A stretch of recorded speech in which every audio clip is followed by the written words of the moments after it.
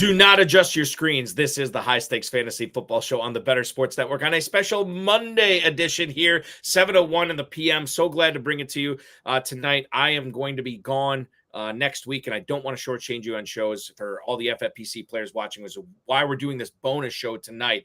I am Eric Balkman from the High Stakes Fantasy Football, the RotoViz High Stakes Lowdown, and of course, the Fantasy Football Players Championship. Follow me on the X at Eric Balkman. Joined tonight by the original fantasy football contrarian himself on X at FF_contrarian. You follow all his work he does on rotoviz.com. He is Shawn Siegele. Shawn, welcome into the show tonight. Thanks so much for hanging out with me. Yeah, I'm excited. Did this a while back, and blasting through these 2 hours, it's both exciting and a workout. Yes, yeah, that's totally true. And it goes back and forth. Sometimes workout comes first and then excitement. But we're going to go through all that tonight. It's going to be a fun 2 hours coming up on the show. Shawn and I are going to go through the NFL, everything that's going on right now. Yeah, I know there's not a lot, but there is some stuff that can affect your drafts as far as how you want to build your teams right now. We're going to find out where Shawn stands on certain players as far as the FFPC Best Ball Tournament goes. And then we'll get into, in the second hour, we'll talk a little bit about the FFPC SuperFlex Tournament and some tips that you need to focus on drafting there, as well as some players that you maybe want to focus on as well. And then we'll wrap it up with a Dynasty segment. How do you get that elusive perpetual championship window? We're going to have some tips. Well, I won't, but I'm going to ask Shawn because he's got a lot of tips, because he's got a lot of success at it. A guy who's played a lot of FFPC over the years. And, of course, the primetime champion. Shawn, what was that in the NFFC when you hit the primetime winner? Was that 2013? 2013. Finished 1-2. Nice work. Absolutely. What a year for you that was, right? I mean, what was that like watching that down the stretch to find out not only that you finished first, but second as well? It was pretty exciting. The second was like a point. So always fun to have those things come through. I'm from Kansas City. Jamal Charles did most of the work. Was the Charles we did none year, of it. Yeah. It was very exciting. More excitement to come on the show tonight, ladies and gentlemen. As a reminder, the 2024 Fantasy Pros Championship is live. If you're looking to win $1 million in the FFPC this year at just a $350 entry fee, this is the way to do it. myffpc.com is where to go. We just had a draft pop off within the last couple of minutes, and we'll have drafts filling up the rest of the night. They're pretty much filling up every day now as we're hitting. This is late June already. I know it sounds crazy, but we're in the midst of drafting season. We're in the thick of it. So make sure you're registering now and taking your shot at that $1 million grand prize. You can either go to myffpc.com, or thanks to our wonderful producer, Matt Deutsch, you can just scan that QR code on your screen right now, and that'll take you right to it as well. A $1 million grand prize and a $6 million prize pool, as well as we're going to have the FFPC Best Ball Tournament, SuperFlex Tournament tonight as well. You can go to register for those as well. $300,000 grand prize in the FFPC Best Ball Tournament, $100,000 grand prize in the FFPC SuperFlex Best Ball Tournament. And check out the Empire and Dynasty startups we have going on right now at myffpc.com. As I said, shout out to our producer, Matt Deutsch tonight. Let's get into it, Shawn. John Shipley, who covers the NFL for Sports Illustrated, reports that Tank Bigsby, quote, did not have the standout offseason program that he had last year. Now, I got to be honest with you. I listened to a lot of shows. I read a lot of stuff, and everybody said Tank Bigsby, to the point where I was wondering if, my God, is Travis Etienne going to be a bust that Bigsby's going to eat into his workload? And now I read this, and he did not have a good season last year, obviously. But now I read this, and that he didn't have the standout offseason program that he had in 2023. I'm souring almost to the point where I'm like, do I need to look at D'Ernest Johnson? Do I need to look at Keelan Robinson on this team? This is not what you want to hear if you're a Bigsby owner. But I guess the thing is, and we can apply this to the FFPC Best Ball Tournament, if you're drafting the guy behind the guy, is it still Bigsby in Jacksonville for you? I don't know that you need to go that route at this point. We know Travis Etienne had, in his own way, a disappointing season also last year, but so much of that seemed to be the complete lack of creativity that the Jacksonville Jaguars went out there with. Etienne is a guy who has elite speed to the outside. He's the home run threat. You want to get him in space. They talked during the offseason about him hitting the hole better. And yet when you look at some of the charting numbers, he was already elite at that. It was the wrong thing to be emphasizing. If you can get a Travis Etienne to bounce some of these runs and make the big play, that's where your big fantasy scores. There were so many 1, 2, and 3 yard runs from a guy who's absolutely electric. I guess I don't care so much about Tank Bigsby other than I did think that he was a solid late round pick. Last year, all of the promotion around him didn't fit his profile. He was not as good as a college player as I wouldn't say people seem to think, but just what the rhetoric and the enthusiasm got to at a certain point. And so some of this contrast, I think, is just a matter of expectation. And once you've seen the guy perform poorly at the NFL level, it's easier to come back and say, well, now we're seeing his flaws as opposed to seeing his strengths in these summer workouts. I did think he was a guy you could get as a post-hype candidate. I now more think you really just want ETN in Jacksonville and the late round guys. You look at that FFPC best ball tournament, players like an Estime, a Garendo, even if he is third string, someone like a Will Shipley, a Dylan Laube. I mean, those names become more exciting if you don't have to occasionally click on Bigsby. So I want to get back to some of those names that you mentioned in a second, especially Shipley and Garendo. But regarding Travis Etienne, because Bigsby has clouded up the backup spot here in Jacksonville, where we don't, if we look at the FFPC best ball tournament right now, according to Fantasy Mojo right now, Bigsby's an 18th round pick. Keelan Robinson is the 20th round pick. Travis Etienne's a mid third round pick. Should he be going higher given the fact that there is not a lot of definition behind him? In other words, somebody to regularly take snaps away from him? Or Shawn, is he the type of player that we do want to see him only get 60 to 70% of the touches there because that makes him more effective? I don't think it necessarily makes them more effective. I just think they have to run a better offense. I think the receivers that they have added give them some more flexibility. I do think that Doug Peterson will come out and run a better offense because he's had some success in the past. I think that he got too passive, rested on the laurels a little bit. They were not one of those offenses that really maximized the talent that they had. You even hear some of those things from Calvin Ridley as he departs.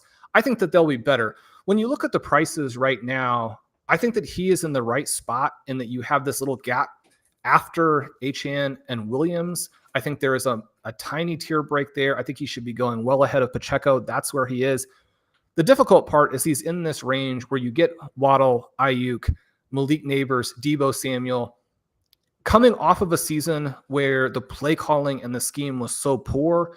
Do you want to invest in those touches if you think they're going to be lower value than we might have thought going into the 2023 season, where really you wanted to and thought you could get some explosiveness from Travis Etienne? And this is the guy, again, Etienne is probably undervalued from a pure talent perspective with the number of touches he's going to get.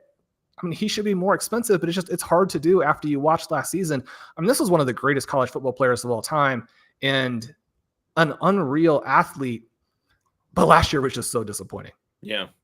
And I think Etienne is a guy that as we get closer and closer to the live events in Las Vegas with the FFPC, I think he's an ADP that I'll definitely be watching, maybe more so than some of the other running backs in that range, but it is compelling. Speaking of compelling, Garendo, Shipley, let's dip into the late round picks of the FFPC best ball tournament. Why, guys that are not expected to be the backups on their team, and maybe Shipley is, I don't know, we'll see what happens there. But Garendo for sure is not, at least to start off the season. Why do these guys still matter when you're trying to win a $300,000 grand prize, Shawn? Well, with the 49ers, they've had a real problem keeping their backups healthy, and especially the guy who's supposedly a second string is never healthy. Now, I don't know how much we want to lean into that, but even when he's not playing, he's not healthy, right? You've got to check every week. When the previous week McCaffrey has had 25 touches, Mitchell barely played. You're like, well, did he get hurt in practice? That kind of thing is problematic when you're trying to go to the second guy. And I think this is the wrong time of the season to be confident about who the second stringer is, even listening to the team, because they haven't gotten a chance to really see this guy out there. They rave about Garendo. And when you're talking size, speed, profile, very few people touch him. Now, the reason he's going so late is most people also know that he wasn't a particularly good college football player. And yet I think that gets a little bit overstated, in addition to the fact that maybe the area where he stands out a little bit more is in the receiving game. We know that those receiving touches are so important. And so if he were to get a little bit of that and then score a few of these touchdowns, if you have one offensive system where you don't need to be maybe as good as you would otherwise be to score a long touchdown where the speed is going to matter, you're probably thinking Miami, where you have Jaylen Wright, and then you have the 49ers. So if he gets thrust into some space, you get a couple of those long runs. You think about Chase Brown last year with the big play, especially in best ball when you don't have to figure out how to start it. That is a pretty unique and powerful weapon in the very final rounds. He is the one half of the voice of the Stealing Bananas podcast, along with Ben Gretsch. Shawn Siegele joining me here on the High Stakes Fantasy Football Show tonight. I want to shift to, often, the quickest way to get people to tune out from the show right away. Hey, let's lead off with a backup running back in Jacksonville and then a potential number 2 receiver in New England. So this is what we're doing tonight. We're really testing the viewership, Shawn, to see how passionate they are. Let's talk about DeMario Douglas, because according to The Athletic, Chad Graff, who covers the Patriots for that publication, DeMario Douglas was apparently the best and most explosive playmaker in the OTAs, the mini camps that the Patriots had this spring. Last year, he was a 6th-round pick. He was their leading receiver last year with the better part of 600 yards. He played just about 68% of his snaps from the slot last year. And once again, comes back to a team that he could be the leading receiver on. What did New England do in the offseason? Well, they did draft Javon Baker. They did draft Jaylen Polk in the 2nd, Javon Baker in the 4th. But this is a player that has the opportunity to get a lot of targets this year. He had 4 double-digit PPR performances last season, and that was a bad offense. Now he gets Drake Maye, we think, who is going to be the starting quarterback there. You're always looking for these angles late, right, Shawn, in the FFPC best ball tournament. 16th round pick for DeMario Douglas, who's going right after his real-life teammate, Jaylen Polk. But this is Marvin Mims, Michael Wilson, Demarcus Robinson territory. Your thoughts on how many shares you want to have of DeMario Douglas this year? Well, this is a tricky one because I do think that wide receiver group could be split across 4 names. And if you also expect the passing game to be bad, then probably none of them are appealing. And yet reports like this back up what he did as a rookie. Mm-hmm. And you talk about being split across the 4 names. So 2 of those names are rookies who are probably overdrafted. You look at Jaylen Polk, a lot of signs point to him having been the 3rd best receiver on his college team. He's going to get opportunity with where they picked him. He makes some circus catches. He is not consistent. You look at Javon Baker as potentially being the better prospect there, and yet some of the red flags probably don't work out very well. You've got a vertical receiver who's not a great athlete, which always, I think, raises at least some eyebrows about how some of that will translate. And his other problem is drops, which also seemed to be an issue with him in just the handful of workouts they've already had. So if you drop passes, you're in a bad offense. I mean, how much are those guys going to be involved, especially at the beginning? And then if you have Jacoby Brissett play some games and play well, and he was absolutely fantastic last year, Douglas seems like someone who really should be going in that Jacoby Myers, Khalil Shakir, Joshua Palmer, Brandon Cooks, Romeo Doubs type of area. Josh Downs a little bit after that. Why are those guys clearly better names than someone going, almost free? So in your opinion, Douglas is still a value in the FFPC best ball tournament? I think if we can continue to get these reports, he would be the guy. One of the things that I think is interesting about Drake Maye is that you're really looking for him to take over maybe a month into the season and throw his body around, be sort of a poor man's Josh Allen, in which case I don't know that you have to play any of the receivers, even if you have Maye. So this could be a no receiver group in terms of how we want to look at it for fantasy. But Douglas is a guy who, if we get better QB play than expected, which is certainly possible, then he's somebody who, again, his ADP doesn't really make sense when you look at his profile versus other players who are going in round 12, almost merely because fantasy managers are like, well, we got to draft somebody there. We can look at target volume, but can you win with those players going in round 12? I mean, I always say that, and then there's a guy who does win from that group. But you never know how you play it. That's the thing is maybe there's not a good way to play it, right? Exactly. Yeah. So I would be passing on that round. And if you're going to target a guy on volume, especially if you don't like the passing games for some of those other teams, I mean, someone like a Brandon Cooks, obviously you love that passing game, but there are some teams in there like Jacoby Myers. Jacoby Myers, a very good reality player, probably not a good fit for fantasy in 2024. I think, and we had a question about this in the YouTube chat. Dom Gazzetti, our good buddy, says, first off, drafting Brandon Ayuk is scary. When do you take him? And as a bench now. So there's a lot to unpack here. I'm going to bring this up right now. Ryan Clark was on NFL Live on ESPN earlier this afternoon. And apparently, according to Clark, the Niners and Ayuk were supposed to meet with each other at some time today. He said that Ayuk has taken these contract negotiations as personal. Last week, we saw the Instagram of Ayuk talking with Commanders quarterback Jayden Daniels saying the Niners don't want him anymore. And then the Niners came back and say, well, that's not exactly what we said, but they basically don't want him at the price Ayuk is asking for.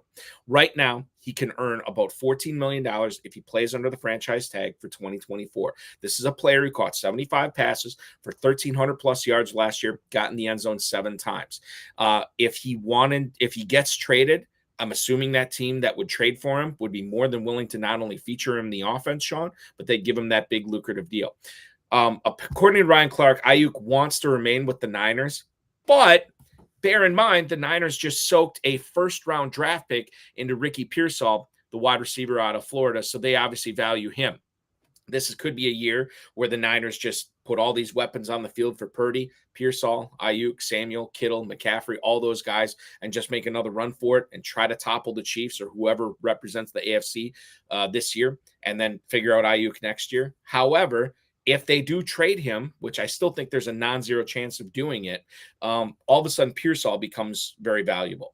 Now, I want to frame this question. It's a twofold one. Number one, how do you handle Pearsall in the FFPC best ball tournament, knowing that at any moment his value could spike big time if there is an Ayuk trade?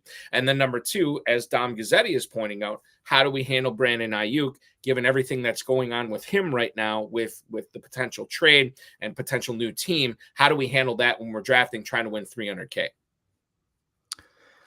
So Pearsall is interesting to me because he, in theory, is blocked, and I think he was overdrafted. So he's similar to the Polk situation there.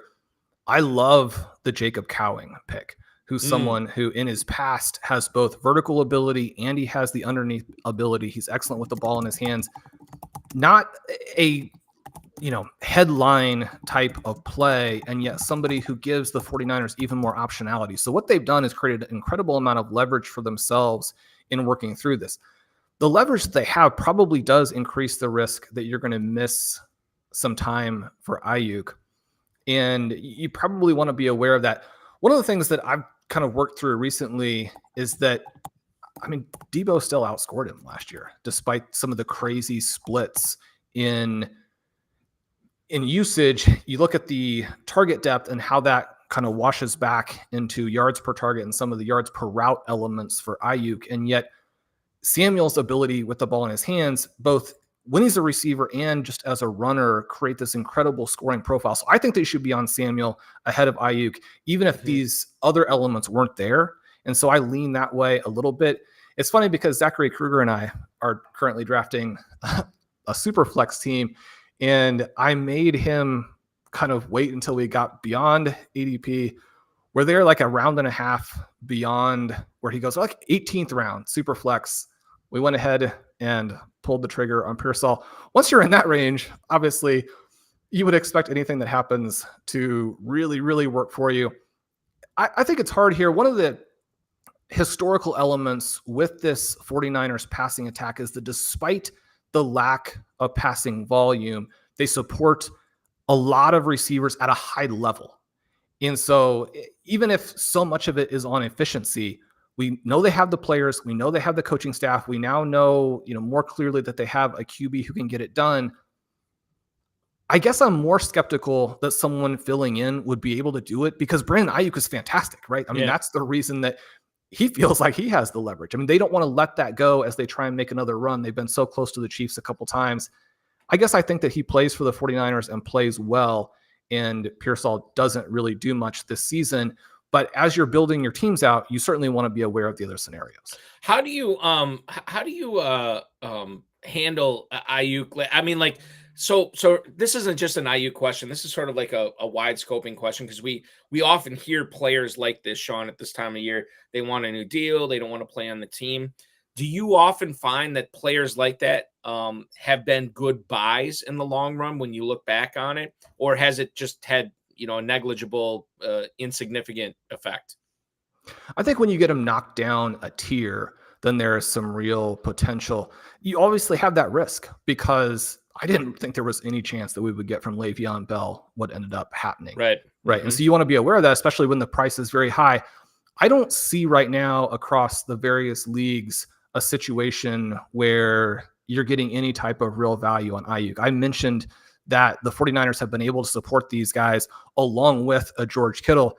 To me, even with the information coming out that Kittle has lost all of this weight, he's in something of a race to get ready and just be able to build his body back up to be, what you want to see from him during the season. But I mean, Kittle wasn't healthy last year, still puts up a big campaign. If you are looking for values or you're looking for ways to play the 49ers, especially in tight end premium, he seems like a lot easier way to do it. Having said that, there are a huge chunk of drafts that I come out with either Samuel or Ayuk. You have you wrote that the big target piece on rotoviz.com, and you had there was 27 priorities for you on this list. We'll get into some of those later on in the program. Where did Ayuk fall on this, and have you changed your thoughts on him?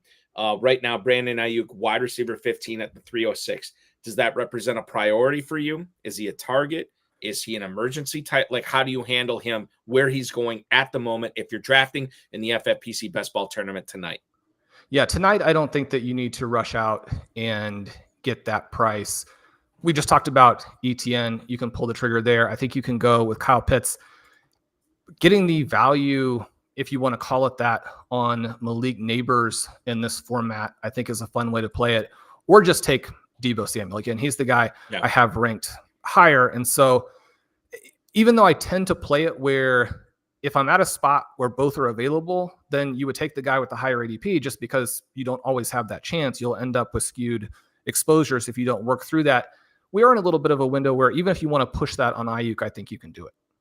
I want to move forward from the best team in the NFC, which we were just talking about in the Niners. Let's go to the worst team in the NFC last year, and that's the Carolina Panthers. Now, Adam Thielen, according to Pro Football Talk, was quoted as saying a few days ago, I think on Friday, quote from him, Thielen, about Bryce Young. It's been awesome. Not only him, just a lot of the young guys, a lot of the staff. It's been just a great offseason to see some of these guys who haven't been in the league very long, just the way that they've come in with confidence. You can tell Bryce's demeanor in the building. He's just more comfortable, right?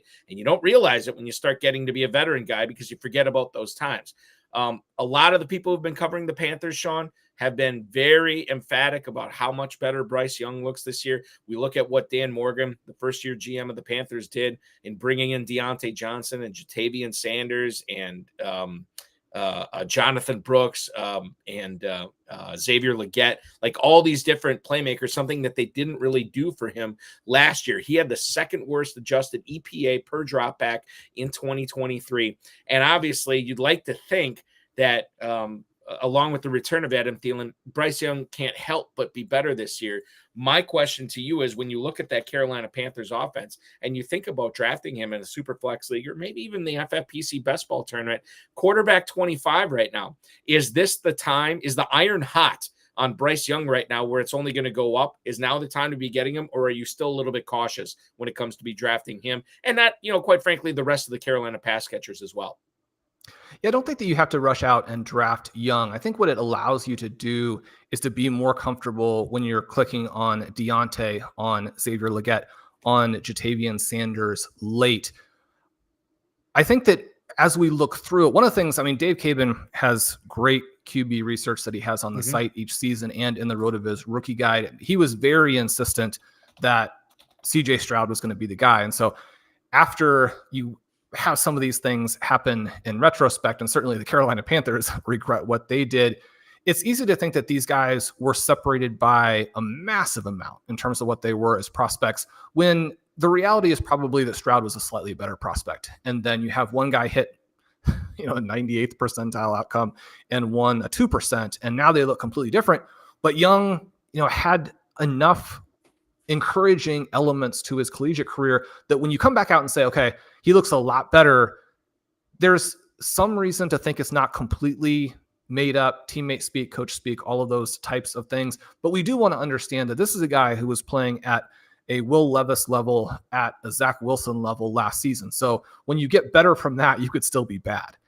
Having said that, you get the better coaching staff, you get an opportunity with just such dramatically upgraded targets. Some of the research I've done, which again, this is very intuitive, But the young QBs, when they get the weapons upgrades, they tend to break out if they do break out. And you can contrast what they did to him last year with what the Bears have done for Caleb Williams. I mean, Williams, now knowing what we know, is probably just a better prospect regardless.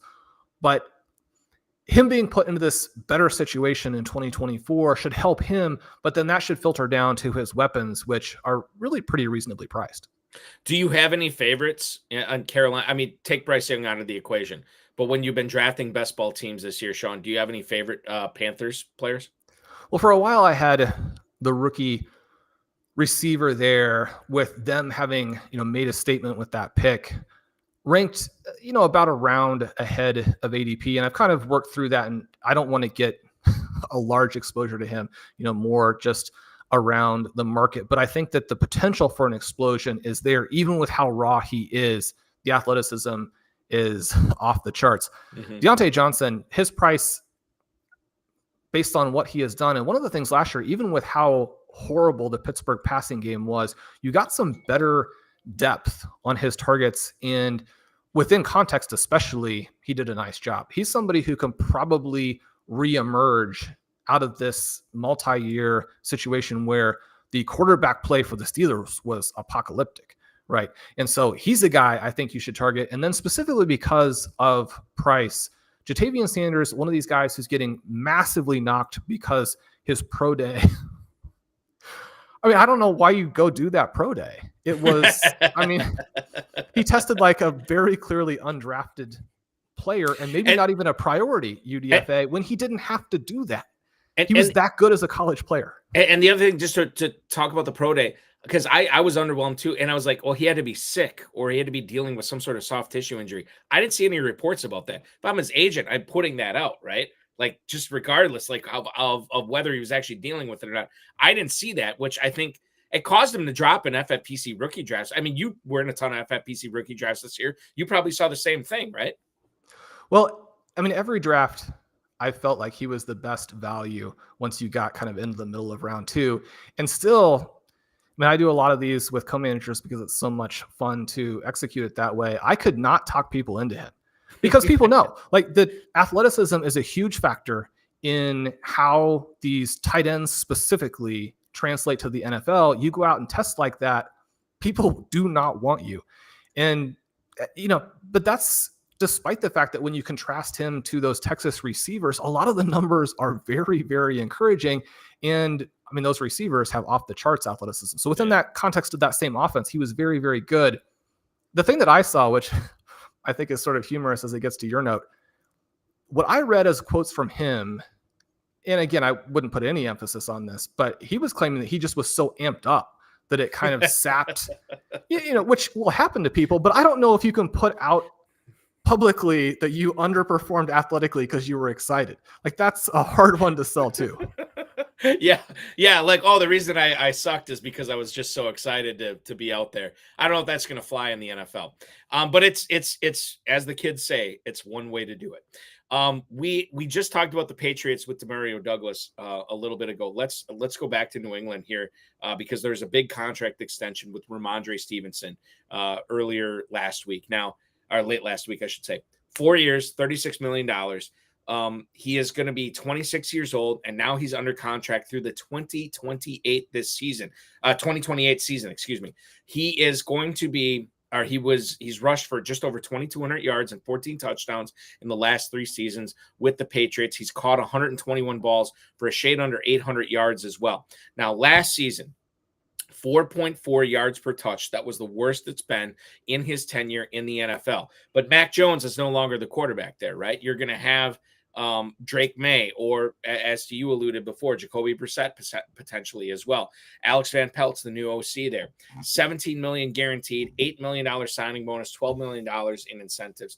Shawn, you in your career have explored all the different numerical and statistical inferences that reflect the way that you, I don't want to say build your rankings, but they are an element in your rankings. How much attention do you pay to or how much attention do you pay to a contract like this given that New England seemingly wants him to be the man this year, but they also brought in Antonio Gibson as well, which could hurt Stevenson's pass catching on third downs, which as high-stakes fantasy football players, we love to have on our teams.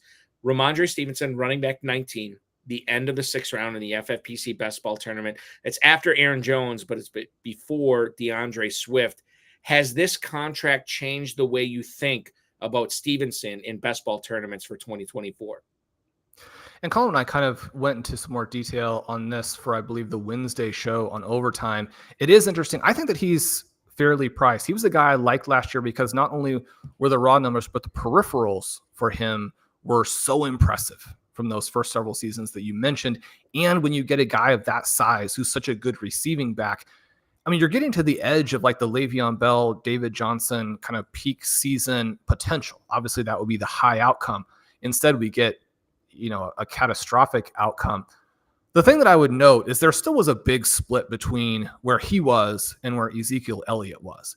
And so once you adjust for how bad the context was there, I don't think that he was as awful last season as it appears on the surface. Now, he wasn't good, right? He was far worse than those other campaigns.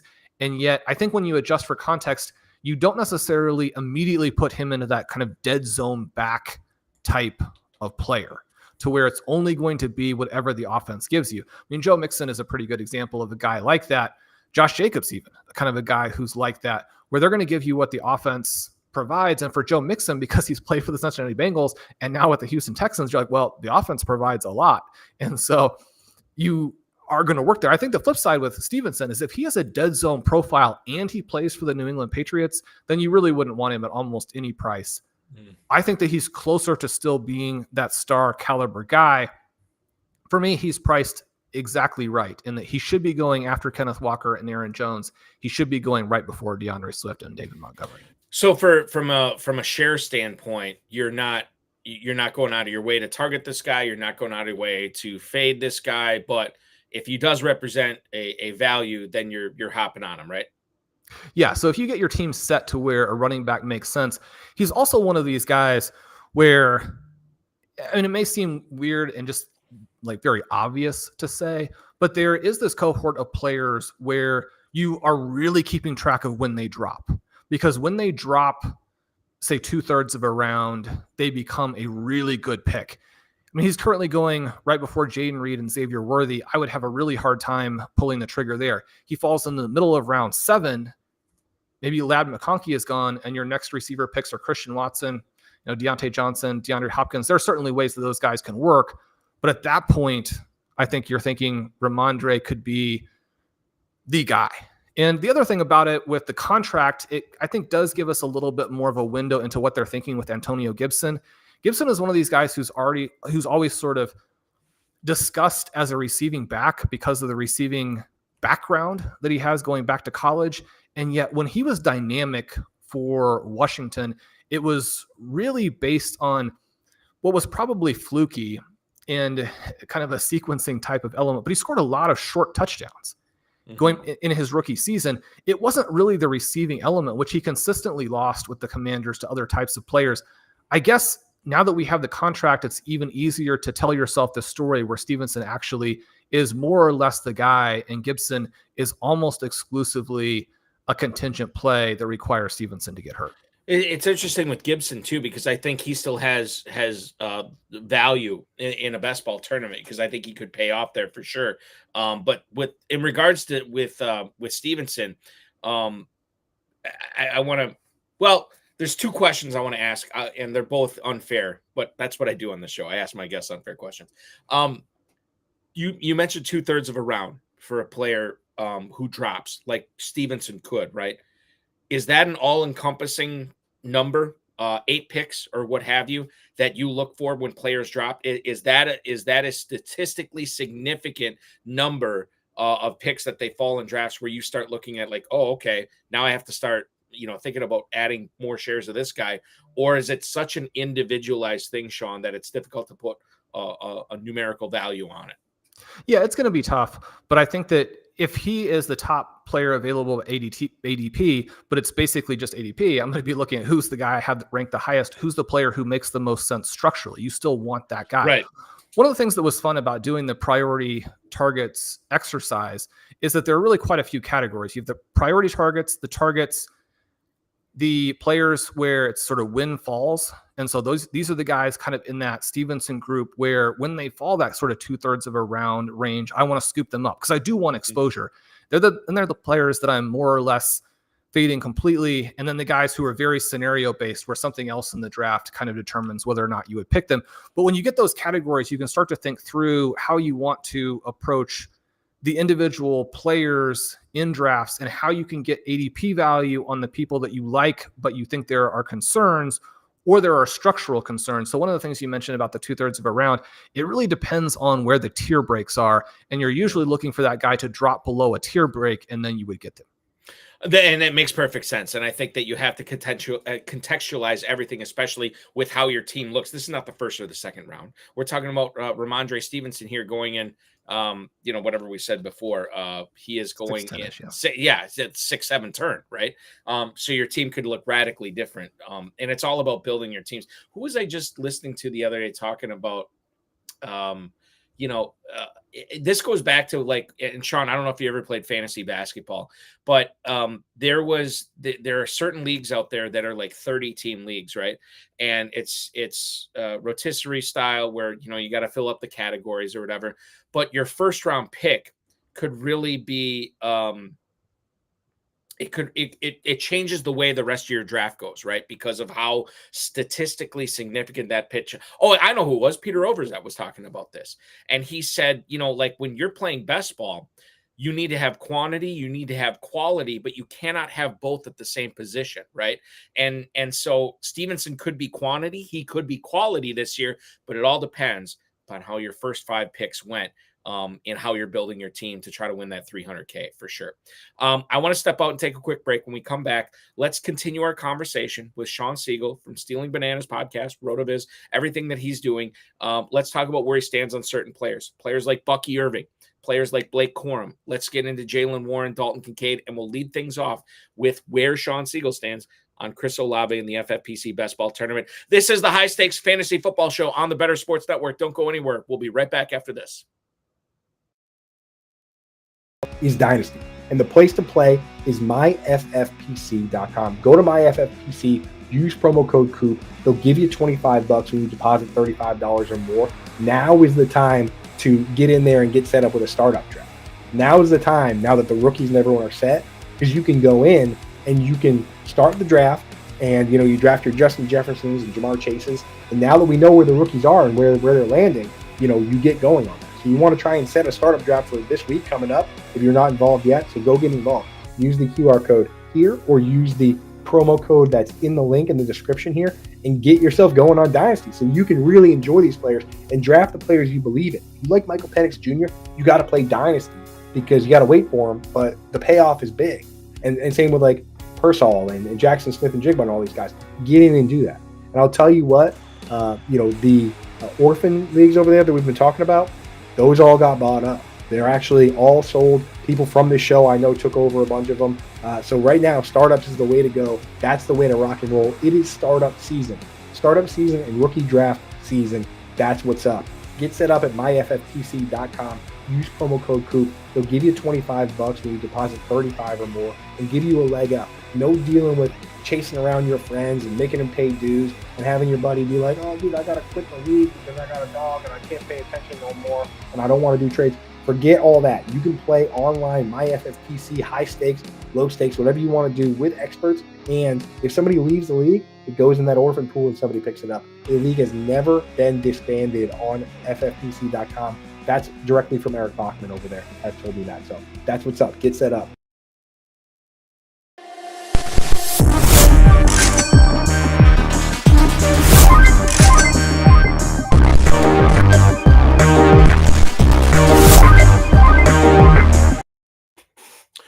You are watching live the High Stakes Fantasy Football Show on the Better Sports Network. You just saw that video for the FFPC Best Ball Tournament, and that's what we've been talking a lot about tonight here with Shawn Siegele from the Stealing Bananas podcast. Of course, you check out all his work at RotoViz.com.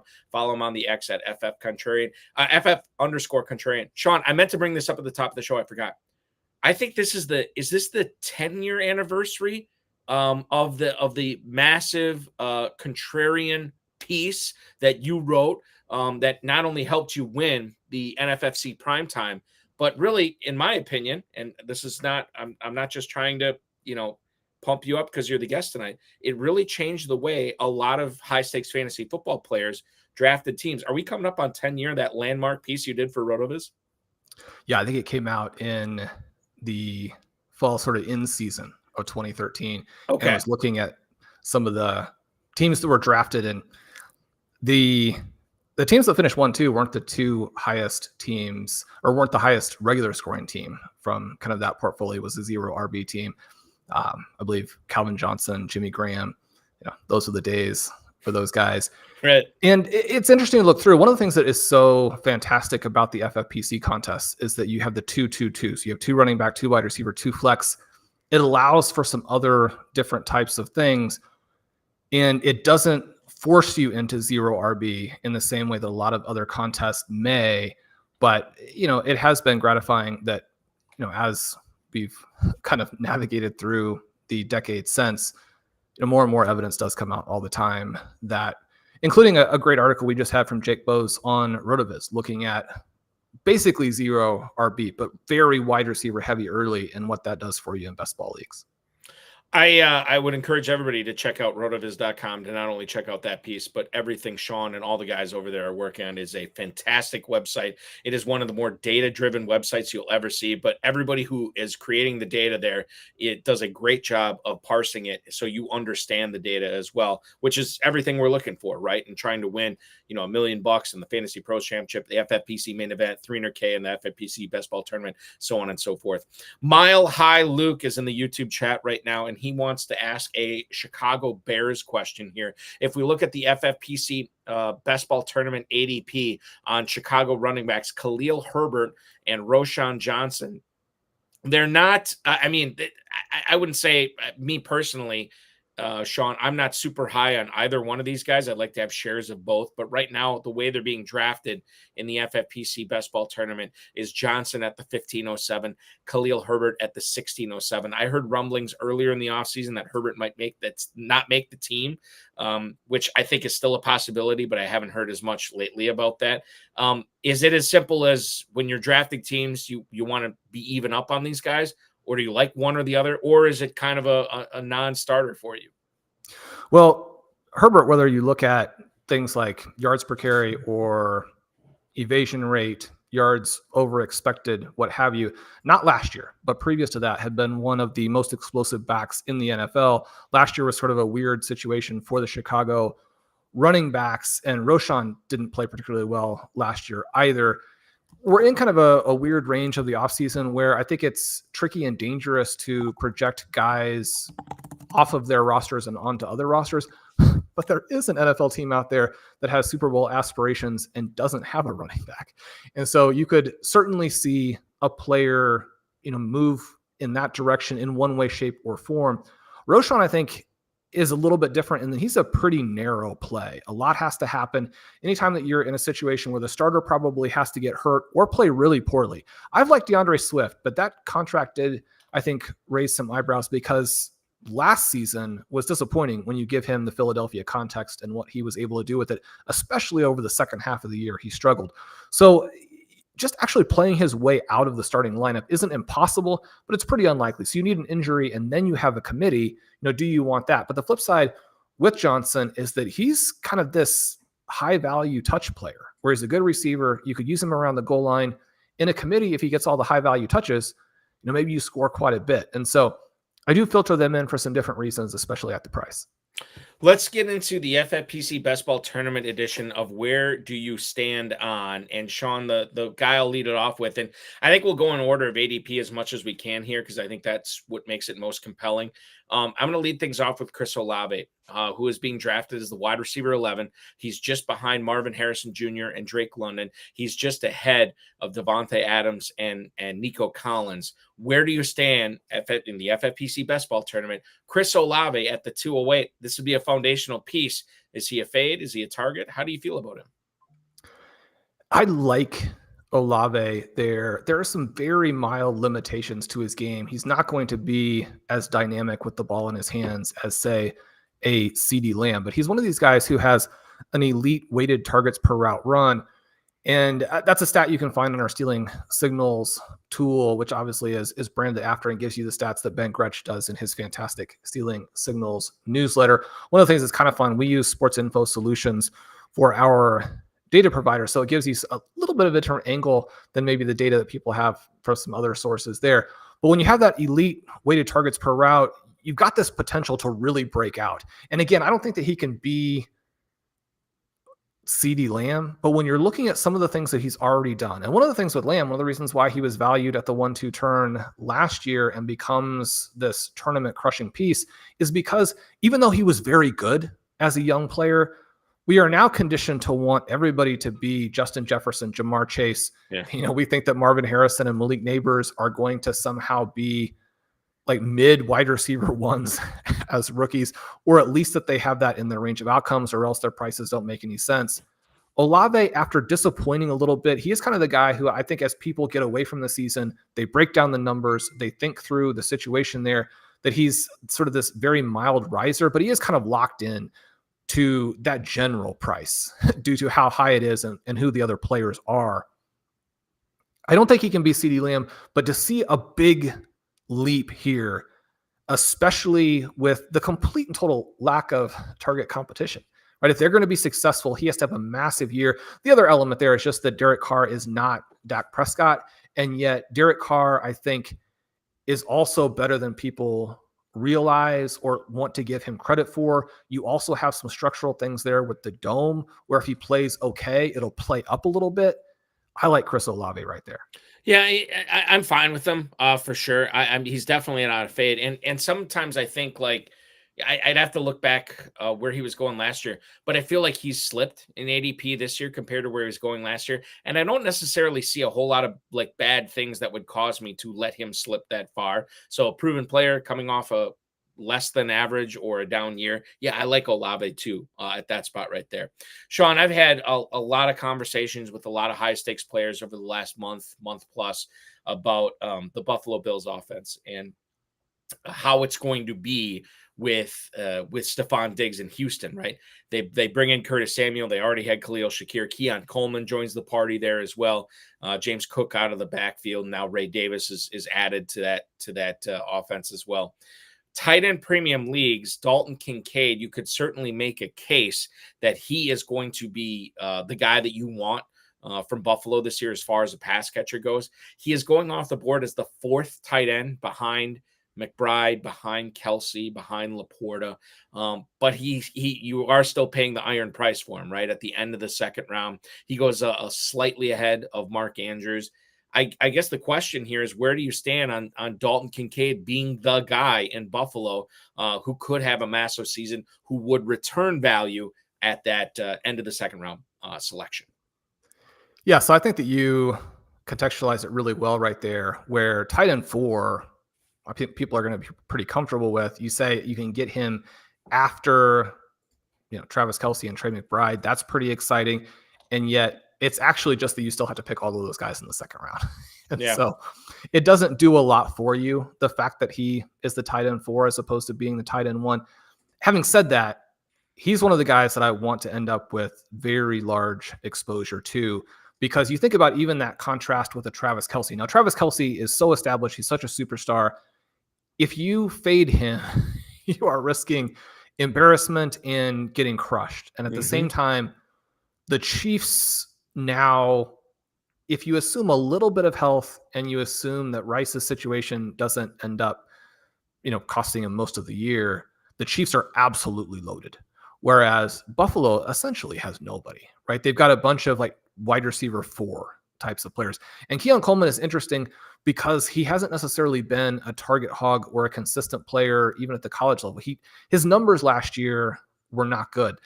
The guy that the Eagles get late in the draft, again, you've got different roles, you've got different, route numbers and that type of thing. But I mean, Johnny Wilson was better, right? And so that doesn't mean that Wilson's going to be better at the NFL level or even play very much.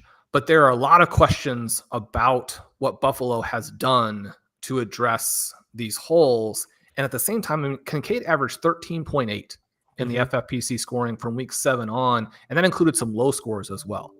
If you come out and have a guy who just blows away the entire position in 2024, you could make a very good case that it's going to be him, because there isn't that competition for those targets, and you have Josh Allen, right? So with those two things together, the upside is absolutely insane. You contrast that with, probably a more difficult target profile now for Mark Andrews, who goes right after him. You have a situation with Trey McBride where he's probably the most dynamic and exciting tight end in the NFL. But I mean, people think Marvin Harrison is awfully good. You have that situation with Sam Laporta where the Lions are absolutely loaded. So it doesn't necessarily move Laporta down for me, but when we're thinking about ultimate ceiling, it's kind of hard to get off of Dalton Kincaid. I think that I go back in, like, obviously I could be wrong about this, but like, based on what we know now, and you're drafting in late June, are you really going to be upset that you took Dalton Kincaid? Again, it's just like poker. You take as much information as you can, get your money in when you have the best of it. Are you really going to be upset with Kincaid as a late second round pick in the FFPC at the end of the season? Certainly the outcome might change your thoughts on that. I don't think the process does, right? And that's why I like Kincaid there too, as well, to grab him there. Especially if you wait and he slips to the 3rd round, somebody takes Andrews in front of you, and then you get Dalton Kincaid in the early 3rd round as the 5th tight end off the board. That is chef's kiss good. Let's get into Jaylen Warren. I feel like every single podcast I've done, I have asked a question about the Pittsburgh Steelers running back situation. We've heard Najee Harris is in the best shape of his career. We also know that his 5th-year option has been declined. We always lean on the pass catching chops of running backs. So when it comes down to it, I think a lot of people are saying Warren is the pick over Harris. I know a lot of people think he is the more dynamic running back over Najee Harris. Warren, this is the first time I'm seeing this, Shawn, in doing shows since, well, I mean, I do shows year round, but doing shows about ADP for 2024. This is the first time I've actually seen Warren in front of Harris in the FFPC best ball tournament. He's going slightly above him. They both have 802 ADPs, but this is the first time I've seen Warren in front of Harris. Shawn, where do you stand on Jaylen Warren in 2024?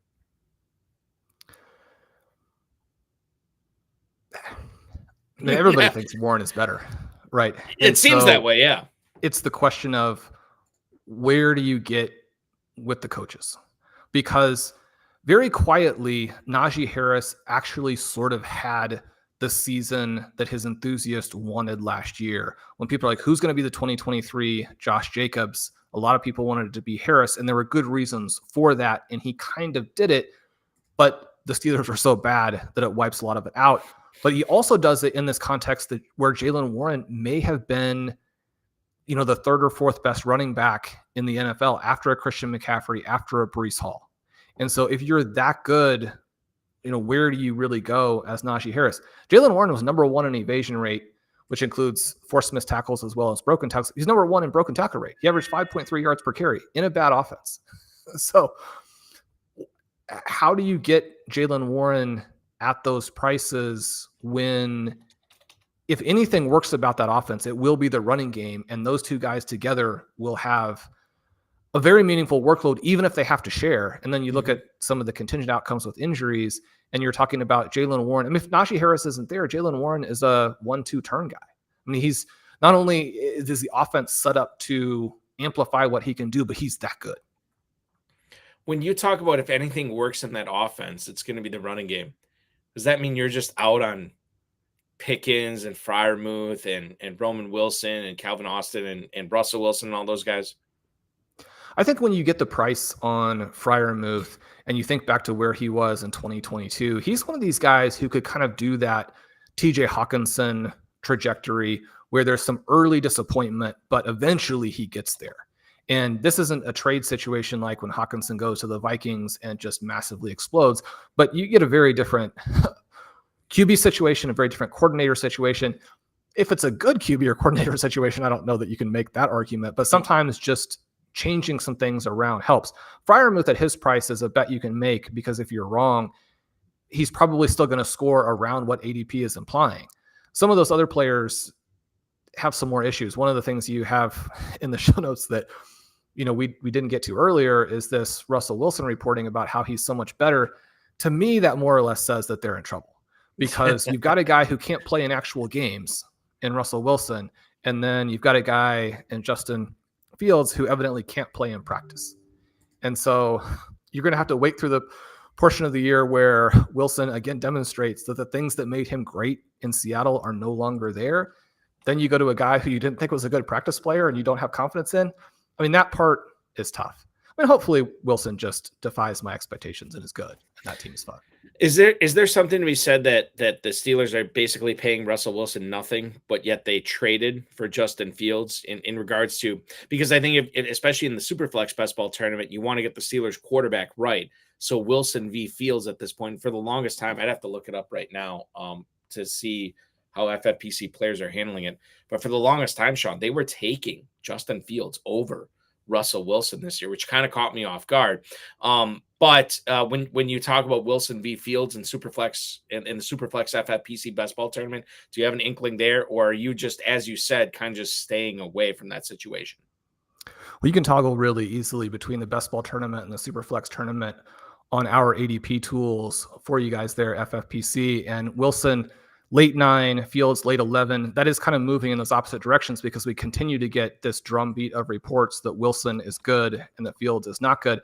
Mm-hmm. The thing that you had mentioned, and it was certainly the case for me as well, how do you win with Russell Wilson when your coordinator doesn't allow the quarterbacks to score and you're not surrounded by weapons? If you couldn't do it with Sean Payton and he has to kind of go away from you, hide you in order to be successful. Yeah. Now, once they completely hid him, some of the actual numbers for Wilson last year are okay, but that was only after they failed to run their real offense. Is that going to be better in a weaker situation with the Steelers? And so even in SuperFlex, there's a lot of incentive to simply try and play the SuperFlex through a different position than QB if you're confronted with that Russell Wilson pick. Whereas if Fields gets in there, even if he plays poorly, he will score for you in a way that works and that is a differentiator. So people are trying to work out this calculation of the points that Fields will score versus the likelihood that he plays. Every day that it becomes less likely that he plays, he's going to get cheaper. This is the manifestation of Justin Fields being something in 2024, right? And people want to see it. And I understand why they do. And quite frankly, I'm one of them as well. But we also have to look at the reality of the situation as well. As we find out what the beat writers are saying and what the coaches are saying with all the news coming out of Pittsburgh. Let's shift this to rookie running backs. The 1008 is where Blake Corum is going right now in the FFPC best ball tournament, a guy who was drafted this year by the Los Angeles Rams, not the Chargers, as a guy that could be insurance for Kyren Williams. He could be a guy they want to work in tandem with Kyren Williams. He could be both, right? Where do you stand on Blake Corum as far as 2024 goes? And I always couch this by saying, and this is the dynasty player in me saying this, but like I always feel like these rookie running backs, it takes a year, not for them to get up to speed, but for them to be fantasy difference makers, right? Doesn't always happen that way, but a lot of these guys who are not drafted in the first round, it seems like it's been that way. I don't have a ton of Blake Corum this year, but I guess I'd be concerned, Shawn. Do you think that Blake Corum is fool's gold for 2024, but a huge guy that you want to get in 2025? Where do you stand on Blake Corum? He's so tricky because so many of the key indicators point in different directions. His peripherals cratered in 2023 after he had looked pretty good in 2022. And so you're looking at all of the actual production that he has as they win the national title. And it really looks like so much of that is on the coaching staff, is on the offensive line, is on the team context, all of those types of things. Then you get drafted into a situation that is both one of the best and one of the worst. and that Kyren Williams is probably underrated right now in terms of actually how good he is as an NFL player, as an NFL talent. He was a fantastic college guy who had some stumbles with health and some other things as he makes that transition. But then once we see him play, you can everything that you want as a Rams coach, he's able to deliver to you. And the Rams are willing to use a workhorse. And so the vast majority of these teams in the NFL, when people are talking about, okay, well, they added this good backup, I'm like, I don't care that much, because you knew somebody was going to get those targets or those touches. And if it goes to somebody who's good and will keep the drives alive, will keep you scoring, all of those types of things, that's not necessarily a problem. With the Rams, it can be a little bit problematic because they have pushed their starter into such clear stardom in a variety of cases that I don't know that you get the standalone value with a Corum that you get a lot of other places, even though they have explicitly stated that that's part of the purpose, right? I think you have to look at what they've done as opposed to what they say. However, as soon as you start to get into any kind of health situation with Williams, and if there's a lack of clarity about his health currently, the fact that he did have good peripherals at different points in college, that he tested really well in the agility drills heading into the NFL. And so you're starting to think, this is something where if you add a little bit more receiving value that maybe you showed in the past, again, you have that hybrid profile and now you can be a star. If Williams is out, those very same things then apply to Corum, where the workload could be massive in an offense that will cover up some of his weaknesses as a runner. You probably don't have to be a true star if the Rams go out there and give you 20, 25 touches. So I've been back and forth on it. I think that the price has always been enthusiastic. I often find I want other players at that level, and yet it's important to me over the next month to make sure that I get those exposures up, because the upside for him is finishing as, RB6, RB7. You can't be completely out on a player who has that in their range. I think that's the thing when we come down to it. I bring this guy up on the show every single week. Baker Boy, Joe Delzanero, longtime FFPC veteran. I always say he's like the Yogi Berra of fantasy football. He says there's no such thing as a bad pick after the 10th round. Well, Blake Corum is going at the 10:08, so I still include that in there. And he's a player that you want to get shares of. He's a player that could vastly outperform that. And honestly, when you're trying to win a $300,000 grand prize, he's the type of player that you should be looking at for sure. Botanical Extractions, Mile High Luke, talking about the Chargers backfield here. Gus Edwards is hurt. We found out from Bridget Condon last week that Jim Harbaugh said that he's on a really good track to be ready for training camp. He was working with the trainers in minicamp. He wasn't present during OTAs. He's coming up on 30 years of age. The Chargers also have J.K. Dobbins, who they got in this offseason. But as Luke is saying, is the answer Kamani Vidal. And Kamani Vidal is a guy that I missed on in pretty much every rookie draft because I always felt he was going higher than I was willing to take him. But from a best ball perspective, Shawn, how do you feel about the Chargers running back situation right now? And I'll give you the ADPs on these guys, and maybe it matters and maybe it doesn't to you when you're talking about Edwards and when you're talking about Dobbins and Vidal. But right now, these guys in the FFPC best ball tournament, Gus Edwards, 11th round, Kamani Vidal, 13th round, J.K. Dobbins is going in the 14th round. And Vidal and Dobbins are kind of back-to-back there. Is there a guy that stands out to you out of those three players in Los Angeles this year? Yeah, Vidal is interesting because in the write-up that I had immediately after the draft saying this is how you need to approach your rookie drafts, I was thinking I was going to end up with almost 100% exposure. And then he goes so early that, like you said, it was actually hard to get him. You contrast that with a 13th round redraft price, and that doesn't make sense to me. So there's an exploitable element here where if you actually wanted him at those prices in your rookie draft, you should be clicking him every time in round 13, because for that rookie draft price to work, you need him to score in 2024. And it doesn't actually have to be that he scores at a league winning way, but he's not a stash type of player, right? The opportunity that you have in this backfield is this year, where you're competing with guys like Gus Edwards, who even healthy should be your fourth string running back, or Dobbins, who, I love Dobbins, and so I take him sometimes because I always dream of what might have been. You and me both. Right.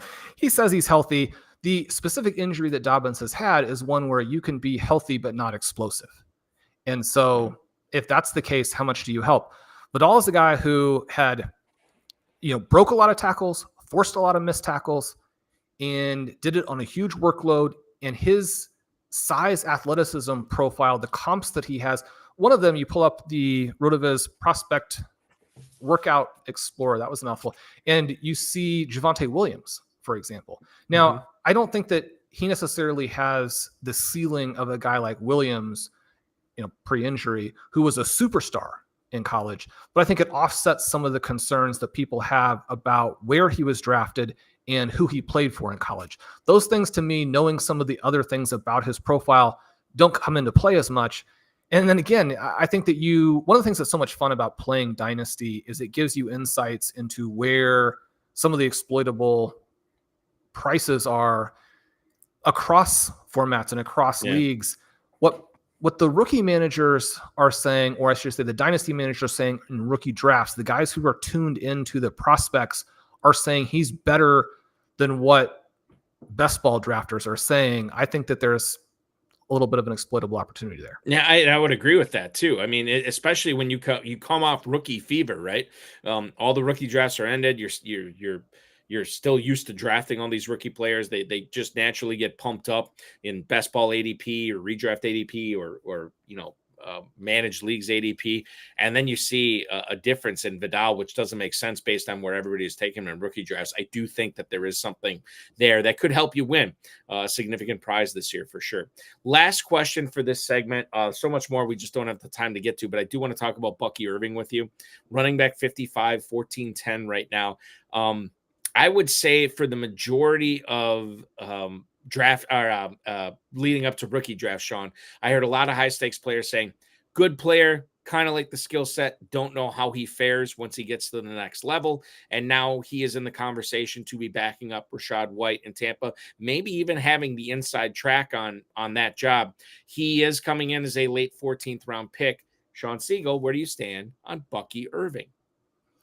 Well, Irving is a guy who I think you get more encouraged about once you know that Kyren Williams came in with a lot of similar strengths and weaknesses and was successful. Now, the question is a guy who is small like this and who isn't athletic, do they always need that extra year? Trying to figure that type of thing out, I think, is getting too fine with the projection. You're getting to things that you simply can't know.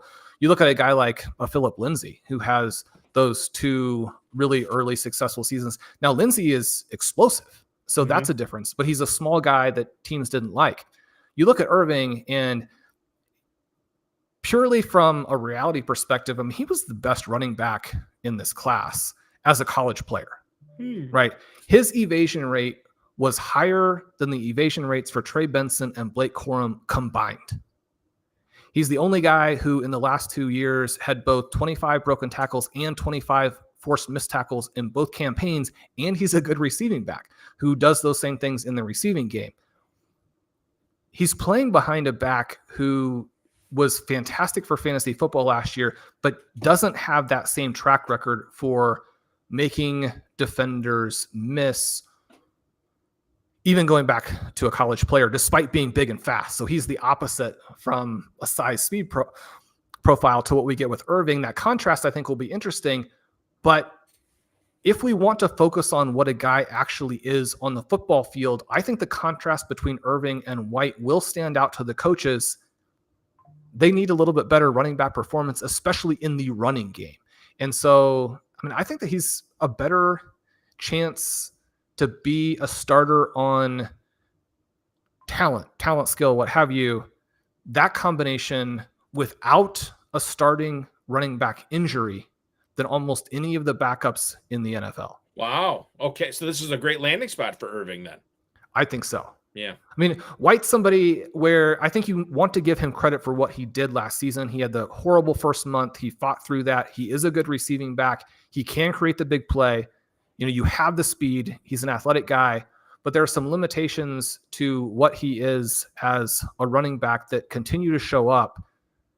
It's an opportunity. It doesn't mean that it'll necessarily happen, but I do think it also is something where it causes you some problems or concerns, or at least raises some questions about White. White is probably one of those dead zone back profiles that if you don't get a great value on it, and I think that anybody who's going to come back and say, well, you're getting a great price on it, so the fact that he's a dead zone profile isn't a problem, I think that that's a fair note too.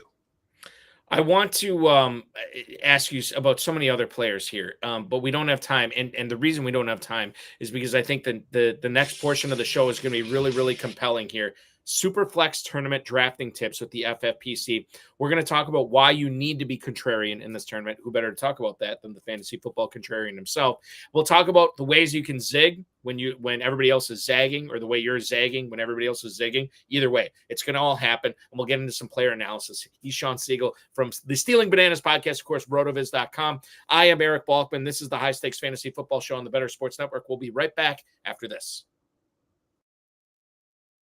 With Dynasty is that it's so hard to get a good league going. Like, it's very difficult to get all these friends that are going to be paying attention, or they're going to stick with it, and they're not going to say, oh, I don't want to play anymore, my team stinks, find somebody else next year.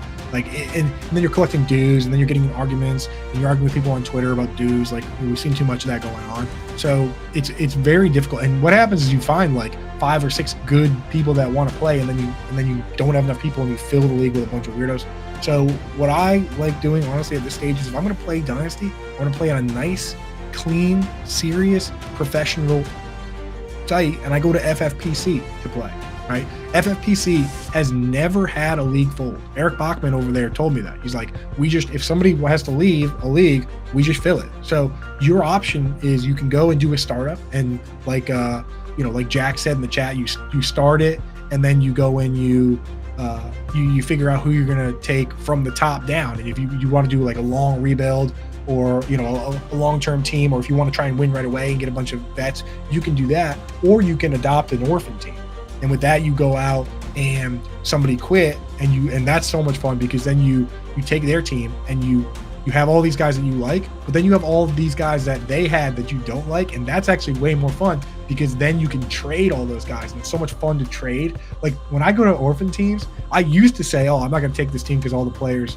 I don't like them. I only want players I do like. But I've realized that it's actually more fun to take the teams that have a couple guys you really like and a couple guys that everyone else likes that you don't like, and then trade them. Like, go and grab an orphan team like Gabe Davis and then trade him to some Gabe Davis guy.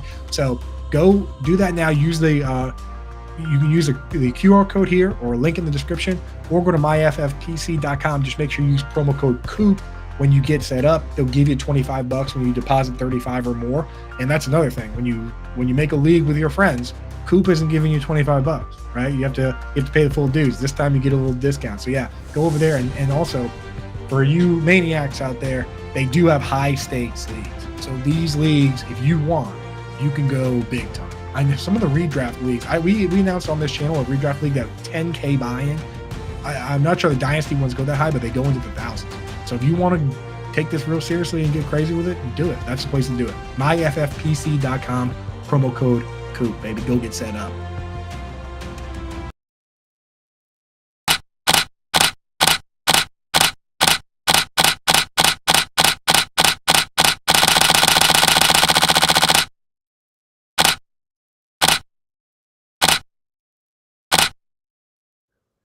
Don't forget, you FFPCers, if you want to cash in on all this rookie goodness in 2024, sign up for the FFPC Empire Leagues at myffpc.com. What are FFPC Empire Leagues? Well, they are Dynasty Leagues, but they have a large progressive prize pool that grows each and every year, and it's only awarded once there is a back-to-back winner. Once that happens, the back-to-back winner not only gets the first place prize pool that year, but they get the entire Empire prize pool as well. And then the league disbands, everybody gets their deposits back, and you're free to join a new Empire League over at myffpc.com. That is where to go, myffpc.com.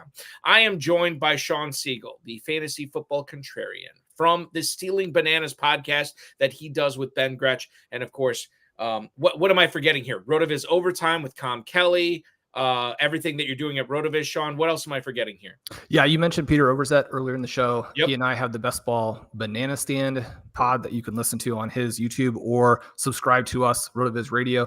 We have that show for you there as well. And we're about to jump into the FFPC SuperFlex portion of the show. Colin and I have had a couple of recent listener leagues in the FFPC SuperFlex. It's our favorite tournament. We do a lot with our listeners. They love it. Those shows from the draft that we did yesterday will actually be coming out next week when Colin is on vacation. So anybody who gets fired up about any things we talk about and want to see how the RotoViz drafters who have access to the roster construction explorer, how they're doing. One of the things that's so fun when you have a bunch of people drafting with the same basic ideas, some people have to come off of those because there are going to be some other values and opportunities that come up. So those leagues, a ton of fun. They are a ton of fun. It's a ton of fun talking with you. And I think one of the things, and I'm guilty of this more than anybody else, because I never know how deep we're going to go.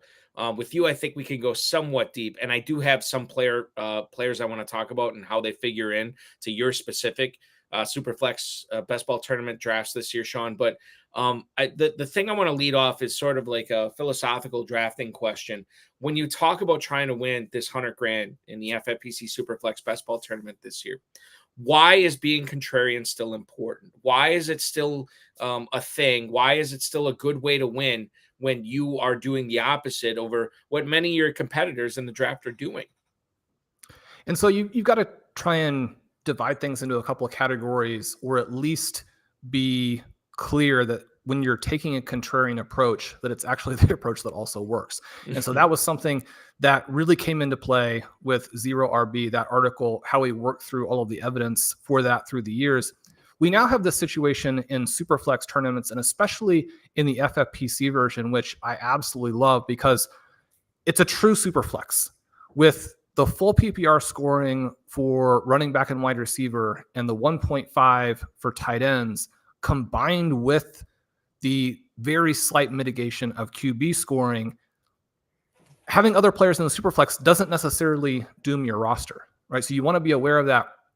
Dave Caban just released our newly updated range of outcomes tool, which includes multiple formats, one of which is the FFPC SuperFlex. And that's important because you need to have a good calibration for the scoring levels, high, median, low, what have you, all across the board for all of the players at the different positions in this format to understand what the trade-offs are when you go in a different direction. But that's sort of a preface to discussing what's happened the last couple of years, which is that if you pull up our roster construction explorer, or you pull up the best ball win rate explorer, which has a full heat map of every pick, one of the things that you see is that QB heavy has really struggled and has given terrible returns. I don't think that's hugely surprising when you consider that so much of the value that QBs have delivered in the past couple of years have come from just a couple of guys. That part of it, when you're talking about a Josh Allen, you're talking about a Jalen Hurts, and you compare that to where we were with running backs back in the old days in normal formats, where if you get the stars, then you can win. If you chase those points later in the first round and early in the second, it starts to cause you problems. The other element that you have that might be even more exaggerated in a SuperFlex format than it was in these other formats with running back. One of the things we always talked about is how contingent the running back scoring is, and that when you have a starter go down, the backup may not score in the same way, but the workload in many cases is going to be very predictable. And or there might even be some situations where the backup is more talented. There might be a situation where the committee kind of clears up and the backup scores more points. You have those elements to it. When a quarterback goes down, I mean, his backup is going to go in and is going to score the points. And especially in best ball, where you don't have to start the lineup ahead of time, you're going to get those big games. So the last couple of years, and this is something I always want to note, that the roster construction explorer is going to tell you what happened in the past. It doesn't necessarily tell you what's going to happen in the future. And if you look in a crystal ball and say QBs stay a lot healthier in 2024 than they did in 2022 and 2023, and that QB heavy scoring or drafting bounces back and delivers much better results, that's definitely possible. But one of the things that you're drafting into in SuperFlex when you pick those QBs in rounds 2 and 3 is that, I mean, a lot of those players are going to get hurt, and it knocks out a very high priced selection. And anybody who has taken the backup there has that guy available to them in the tournament, has that guy maybe scoring for half of the year, or hits on someone like a Geno Smith, a Baker Mayfield. Colin and I have been very fortunate in this format and have made a couple of finals in a row. A couple of years ago, Geno Smith, we had some Baker Mayfield. Last year, Sam Howell was somebody we were heavy on. And again, in the finals, that didn't work, right? But Yeah. he carried you to that spot, even if you only had a 2 QB build. So if you draft some of those later guys, and I mean, this is kind of the uglier side of it. So when you talk about drafting some of the later guys, Bryce Young, someone we talked about earlier, Daniel Jones, Bo Nix, Drake May, or if you go to that level, I mean, O'Connell may win the job outright, but Jacoby Brissett, Howell, Flacco, Browning, you get a QB injury. It's very difficult to compete with the teams that have those guys and have star running backs and wide receivers from that range that the QB heavy drafters selected QBs in. Do you think, so obviously that's really good for quarterbacks and knowing how you should handle, 2024 based on what happened in 2023. Are there other ways because you've been playing this tournament for quite a while, Shawn, are there other ways that you feel like FFPC drafters should be doing? I don't want to say the opposite. A lot of people, when you hear contrarian, they just think, oh, they're doing the opposite of everybody else. I think it's just the opposite of like what is expected, right? And I think that can apply to quarterbacks. That can apply to a lot of other positions besides quarterback, running back, receiver, tight end. Are there ways to exploit the way that your competitors are drafting their team for you to try to win $100,000? Definitely. And one of them, and I mean, again, this is coming from somebody who in most formats is going to push running backs. The star running backs in this format, when you're getting them in that bottom third of the first round, can be massive for you. I mean, Breece Hall, Bijan Robinson, might be the 2 best picks. Certainly if you're drafting outside of the first 2 picks, those might be the 2 best picks in the entire tournament. The other thing that we mentioned again, with the flexibility of the 2-2-2, and in this case, the 2 is a regular flex and a super flex, is that if you end up with too much running back firepower, that guy doesn't get on the bench, right? So you can add both the stars and you can add your, say, 0 RB candidates late. Those guys can all score for you. The flexibility that you have when you have a balanced roster to take advantage of the high scoring weeks and to make that work in the context of the tournament, whether it's giving yourself a different build than most other strong drafters have, or just taking advantage of the randomness and getting lucky when you hit on a structure that works, but then your players are lucky, which obviously is something you're trying to do. That part of it will be successful for you.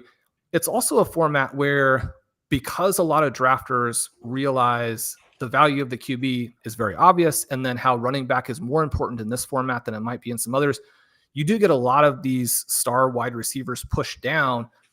So you can end up with a lot of great receivers, even if you don't draft that early. That's something to keep in mind, a little bit different than other formats. It does come back to this element where sometimes when you're taking your Bryce Young, your Daniel Jones, your Bo Nix, you're like, the wide receiver here is still so good. Why didn't I just take a QB early and not have to pick these guys? So you want to be aware of that part of it too. And what you personally like. In the draft that I just referenced, Colum and I had the 101, which you set up a league and you get the 101. We're like, it's FFPC. It wasn't us. We'll take the fall. We'll take the fall for that. That's not on Shawn Siegele, people. That is on us. 100%. But we talked a little bit about Christian McCaffrey there. We did go and do the normal thing of taking Hurts, obviously Hurts, Allen, the top guys. You really want to take the star QB and then wait and wait and wait. But when Jayden Daniels comes back there and the other players at the 212 in your own rankings don't really separate, you're like, well, I know what the history says, but I also know that if both of these guys hit, it's going to be very difficult to deal with my team. So you can even take that sort of double contrarian play off of your own thesis in the right situation if your rankings recommend it. I would never tell people to take a structure that works but doesn't fit with their rankings, and they're going to get worse players than they would have gotten if they had just done something that's either more normal or more contrarian. Follow your rankings, make the structure work for the guys that you want to get. Do you feel like, and we talk about zigging versus zagging and everything, do you feel like in the course of your career, you have built really good teams by exploiting a quarterback deficiency? I don't know if deficiency is the right word, but you're exploiting the way that the quarterbacks fell to you in a draft, or you're exploiting the way the running backs, as you alluded to. Not many people, I should say not many people, but some people don't value them as much as they should in this type of format. Wide receivers, tight ends, the list goes on and on. Do you feel, Shawn, that you can build a dominant team focusing on any one of those positions in the SuperFlex best ball tournament, and that can be as good as any team you draft? Or do you feel like you really have to nail one out of those 4 positions? Well, I don't want to just sound like an advertisement here, but you should. Really is absolutely should sound like an advertisement.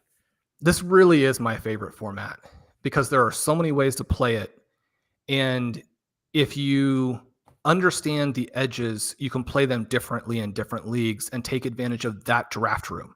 Whereas in so many formats, the draft rooms are going to be similar. People are trying to take these tiny ADP edges and are going to wipe out any sort of creativity that can happen for you. That's less the case here. And so if you know what the 4 or 5 biggest edges are, you don't necessarily get to or have to play them in every draft. You can play them across different drafts. You will sometimes get ADP values on the guys you like, which, one of the things when people talk about, oh, you got to get ADP value, and you're like, well, the guy who comes up as the ADP value in every draft or every round of every draft is somebody that people are selling. Now, that's obviously not the case. It can't work exactly that way, but it's an emotional sense of drafts that a lot of people are going to have because they're like, I want to get my guys. In these SuperFlex formats, your guys will sometimes fall to you. And that portion of it is just fantastic. When you get your target, a guy you have ranked 2 rounds ahead of ADP at a full round ADP discount, you're like, where do I sign up for the next one? But the thing I would mention about that with the QBs, right, is that if you're waiting on QB and waiting on QB2, like you should do, there's going to be enough flexibility in the way drafters play the format once you get into those rounds that you can exploit that second or third, whatever you want to call it, QB tier in different ways. When you're talking about rounds 1, 2, and 3, it's going to be tight enough. There aren't a lot of things that you can do to get different guys at different ADP values in different drafts. But if you have a variety of targets in that, say, 8 through 11 range in SuperFlex, sometimes you're going to be able to get multiple round values on a specific guy in each draft. And so you balance your exposures that way, but you also get something in terms of your constructions that ADP would suggest is very unlikely. Whereas if you try and do that in round 1 and round 2, those guys are going to go where they're going to go. You're not able to do it nearly as much. So teams that are very QB heavy early are going to be more limited in the types of QB values they can get. I don't think it's a question, but Austin May in the YouTube chat right now, he has a keeper league where he has Bijan Robinson, Breece Hall, Chris Olave, and Garrett Wilson. I think he's just bragging. If there's a question there, Austin, let us know. But congratulations on the fantastic team. We're all very happy for you here on the show. And thank you for watching, for sure. I want to get into, and we can go rapid fire on this, Shawn, because there are so many players I want to get into. But I read some of your latest pieces, or your latest piece, I should say, on the FFPC SuperFlex tournament, and some of these may be teed up for you, but if they're not, that's okay. We can explore it a little bit. But I want to ask you, based on if you're taking a quarterback or a running back or a wide receiver or a tight end, like you've made up your mind for structure, the way that your team's going, this is the right position to pick here, and these are the 2 players you narrow it down to. Let's find out which way you would lean in that situation. Let's not assume any stacks here. And let's just talk about what player would be better for your team in the FFPC SuperFlex Best Ball Tournament. You're staring at a quarterback, right? You know that you're going to be taking a quarterback early on in the draft. Let's say this would be I should have it up. It doesn't matter. It doesn't matter at what point. Let's say you're deciding between Jordan Love and Kyler Murray. Which one is the pick for you this year? Yeah, so that's going to be middle of 2, and that one is tough. And that's, again, a situation where Carlin and I sort of deviated from this wait on QB to take Kyler Murray in one of these drafts. This one is sort of weird. Probably I am like spinning too specific of scenarios or worrying about things that won't come into play. But if you're going to take Kyler Murray at that price in SuperFlex, he has got to destroy the league for you. I think with his hybrid upside and with those weapons he has now, that his ability to beat guys like Lamar Jackson, Jalen Hurts, Josh Allen, those picks in the top 5, 6, he has that Jordan Love, I actually prefer in some of the other formats where you're playing it a little bit more to put some of those stacks together to have a little bit more of a floor to your weekly best ball team as you're working through it. Kyler Murray was one of the top 5 crazy prices in current FFPC SuperFlex leagues in the article that just came out. Austin, by the way, chimed in on that trade. Should I try to move Olave for a better older option since my keepers are already so young? I would say this. I don't know if there's many better older options that are going to be better for Dynasty or in a keeper league in this case than Chris Olave. I would hang on to Olave. I don't think there's any reason to deal him as well, or at this point. Get back to Jayden Daniels versus Brock Purdy in a second here, Shawn.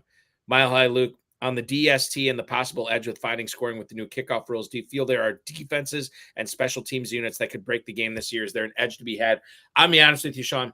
I have made up my mind that I'm not going to make any decisions about that specific aspect of fantasy football until I see how some of these teams are treating it in the preseason. Is there an inkling that you see right now? I don't see one.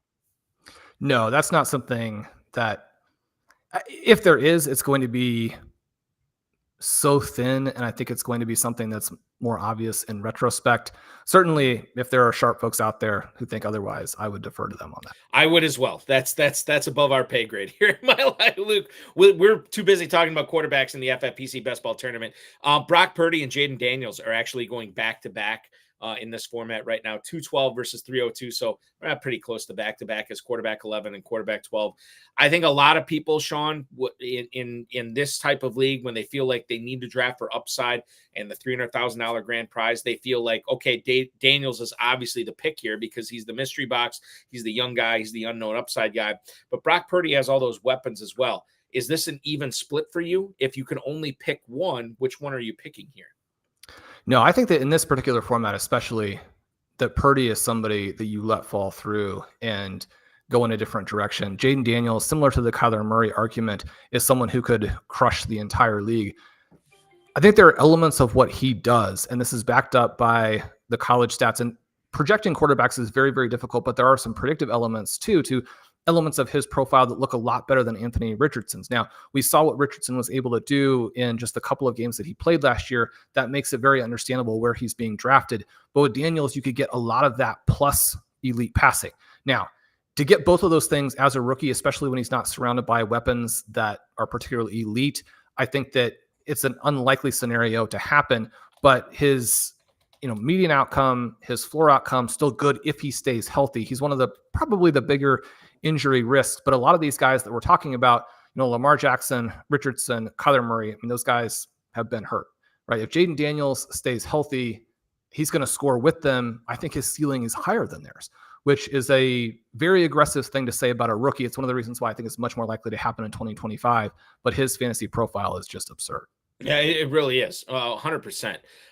One of the things that I was so excited about last year in my dynasty drafts, and I want to talk about Devon Achane in a SuperFlex Best Ball Tournament regard here, was getting that guy. Achane, I never expected. I don't know if anybody expected to see him have the season he did last year, Shawn. And obviously the sky's the limit this year. A lot of people are very excited about drafting him.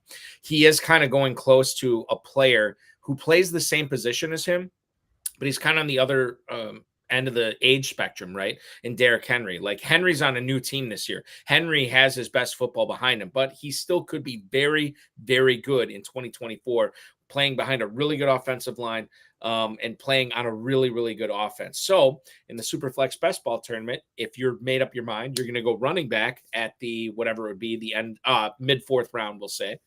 Is it Achane or is it Derrick Henry for you? Well, I love Henry this season, and having said that, I barely drafted him because he's kind of in that range where it's still tough, right? Yeah. And so, you're working through that element. Again, this is a reason to love the SuperFlex tournament because Achane is probably a little bit undervalued in terms of ranking the running backs, but it gets exaggerated in this format where Jahmyr Gibbs is in the middle of 2. You have Saquon Barkley and Jonathan Taylor, sort of early 3rd. And those guys have some great things going for them, but are probably, especially Barkley, probably a little bit overvalued when you look at the context. because of this format, Achane gets pushed all the way down into the middle of 4.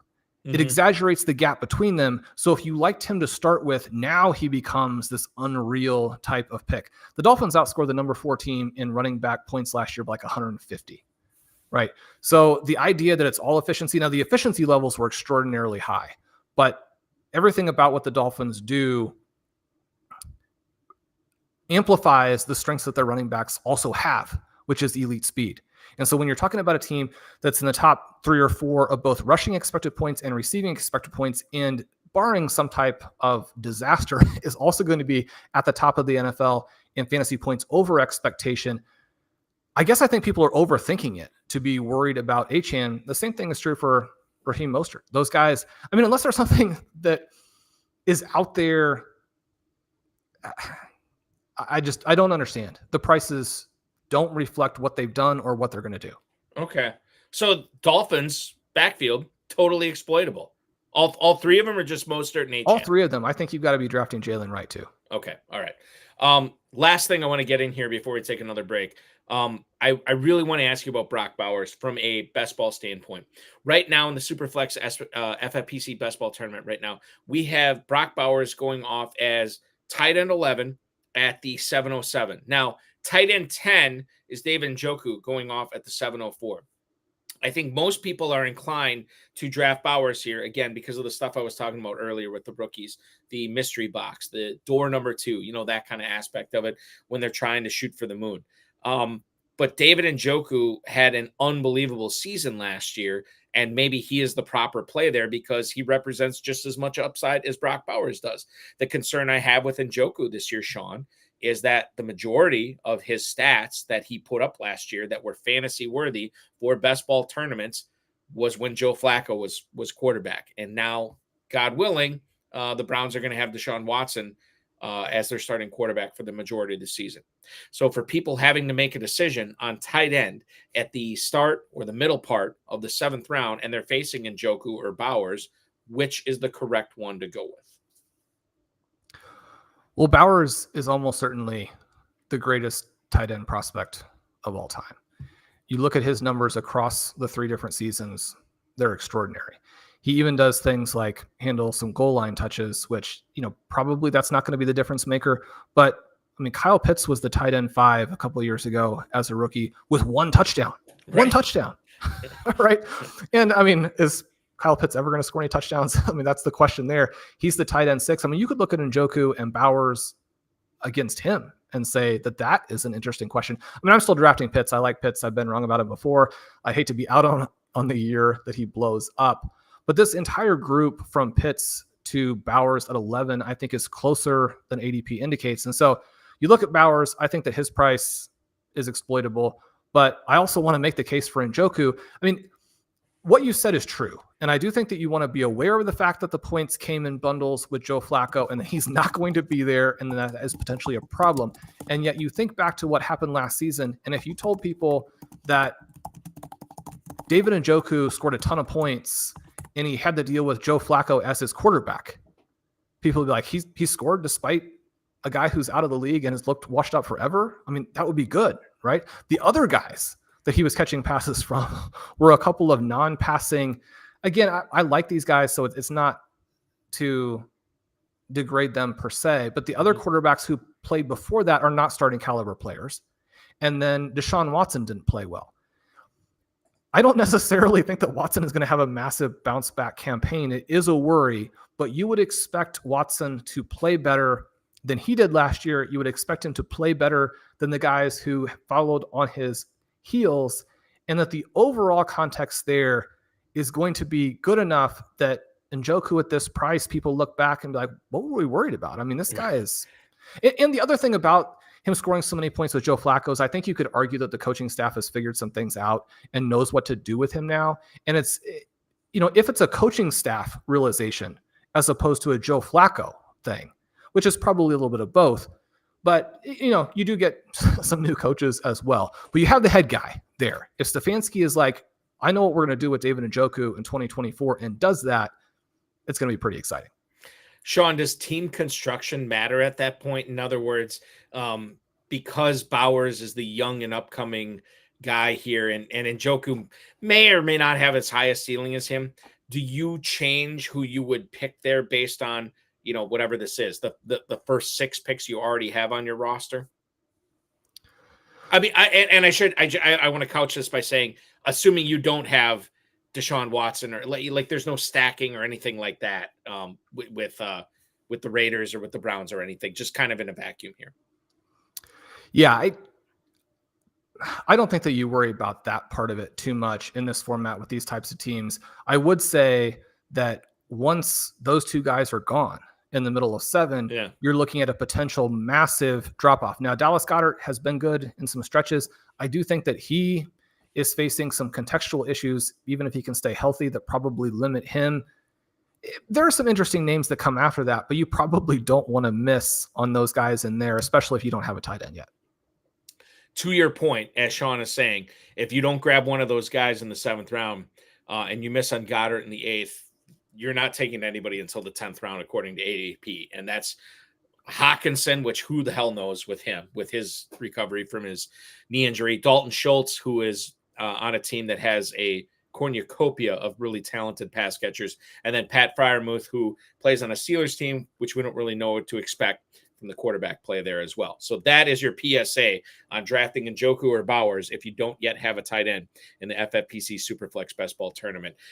We only have a few minutes left. I want to take our final break. When we come back, for the Dynasty players out there, let's get into perpetual reloading. What is that? We're going to talk about ensuring a permanent championship window in FFPC Dynasty Leagues with a guy who's done it. Some critical acclaim. He's Shawn Siegele from Stealing Bananas, from RotoViz, from the Best Ball what is it? Best Ball Banana Stand? Best Ball Banana Stand, yeah. Best Ball Banana all the Stand. B's in there. Exactly, yeah. And Eric Balkman, another B, coming at you on the High Stakes Fantasy Football Show on the Better Sports Network right after this. Is Dynasty. And the place to play is myffpc.com. Go to myffpc, use promo code COOP. They'll give you $25 when you deposit $35 or more. Now is the time to get in there and get set up with a startup draft. Now is the time, now that the rookies and everyone are set, because you can go in and you can start the draft and, you draft your Justin Jeffersons and Jamar Chases. And now that we know where the rookies are and where they're landing, you get going on that. So you want to try and set a startup draft for this week coming up if you're not involved yet. So go get involved. Use the QR code here or use the promo code that's in the link in the description here and get yourself going on Dynasty so you can really enjoy these players and draft the players you believe in. If you like Michael Penix Jr., you got to play Dynasty because you got to wait for him, but the payoff is big. And same with like Pearsall and Jackson Smith and Jigba and all these guys. Get in and do that. And I'll tell you what, the orphan leagues over there that we've been talking about, those all got bought up. They're actually all sold. People from this show I know took over a bunch of them. So right now, startups is the way to go. That's the way to rock and roll. It is startup season. Startup season and rookie draft season. That's what's up. Get set up at myffpc.com. Use promo code COOP. They'll give you $25 when you deposit $35 or more and give you a leg up. No dealing with chasing around your friends and making them pay dues and having your buddy be like, oh, dude, I got to quit the league because I got a dog and I can't pay attention no more and I don't want to do trades. Forget all that. You can play online, MyFFPC, high stakes, low stakes, whatever you want to do with experts. And if somebody leaves the league, it goes in that orphan pool and somebody picks it up. The league has never been disbanded on FFPC.com. That's directly from Eric Balkman over there has told me that. So that's what's up. Get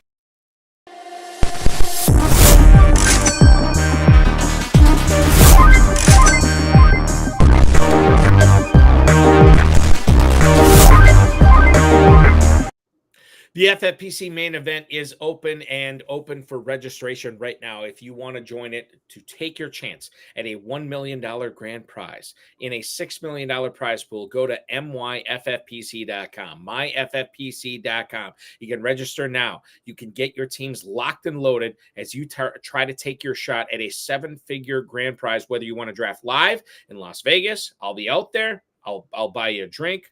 If I see you, it'll be great at Planet Hollywood, or if you want to draft online from the comfort of your own home, either way works. That's the FFPC main event at myffpc.com.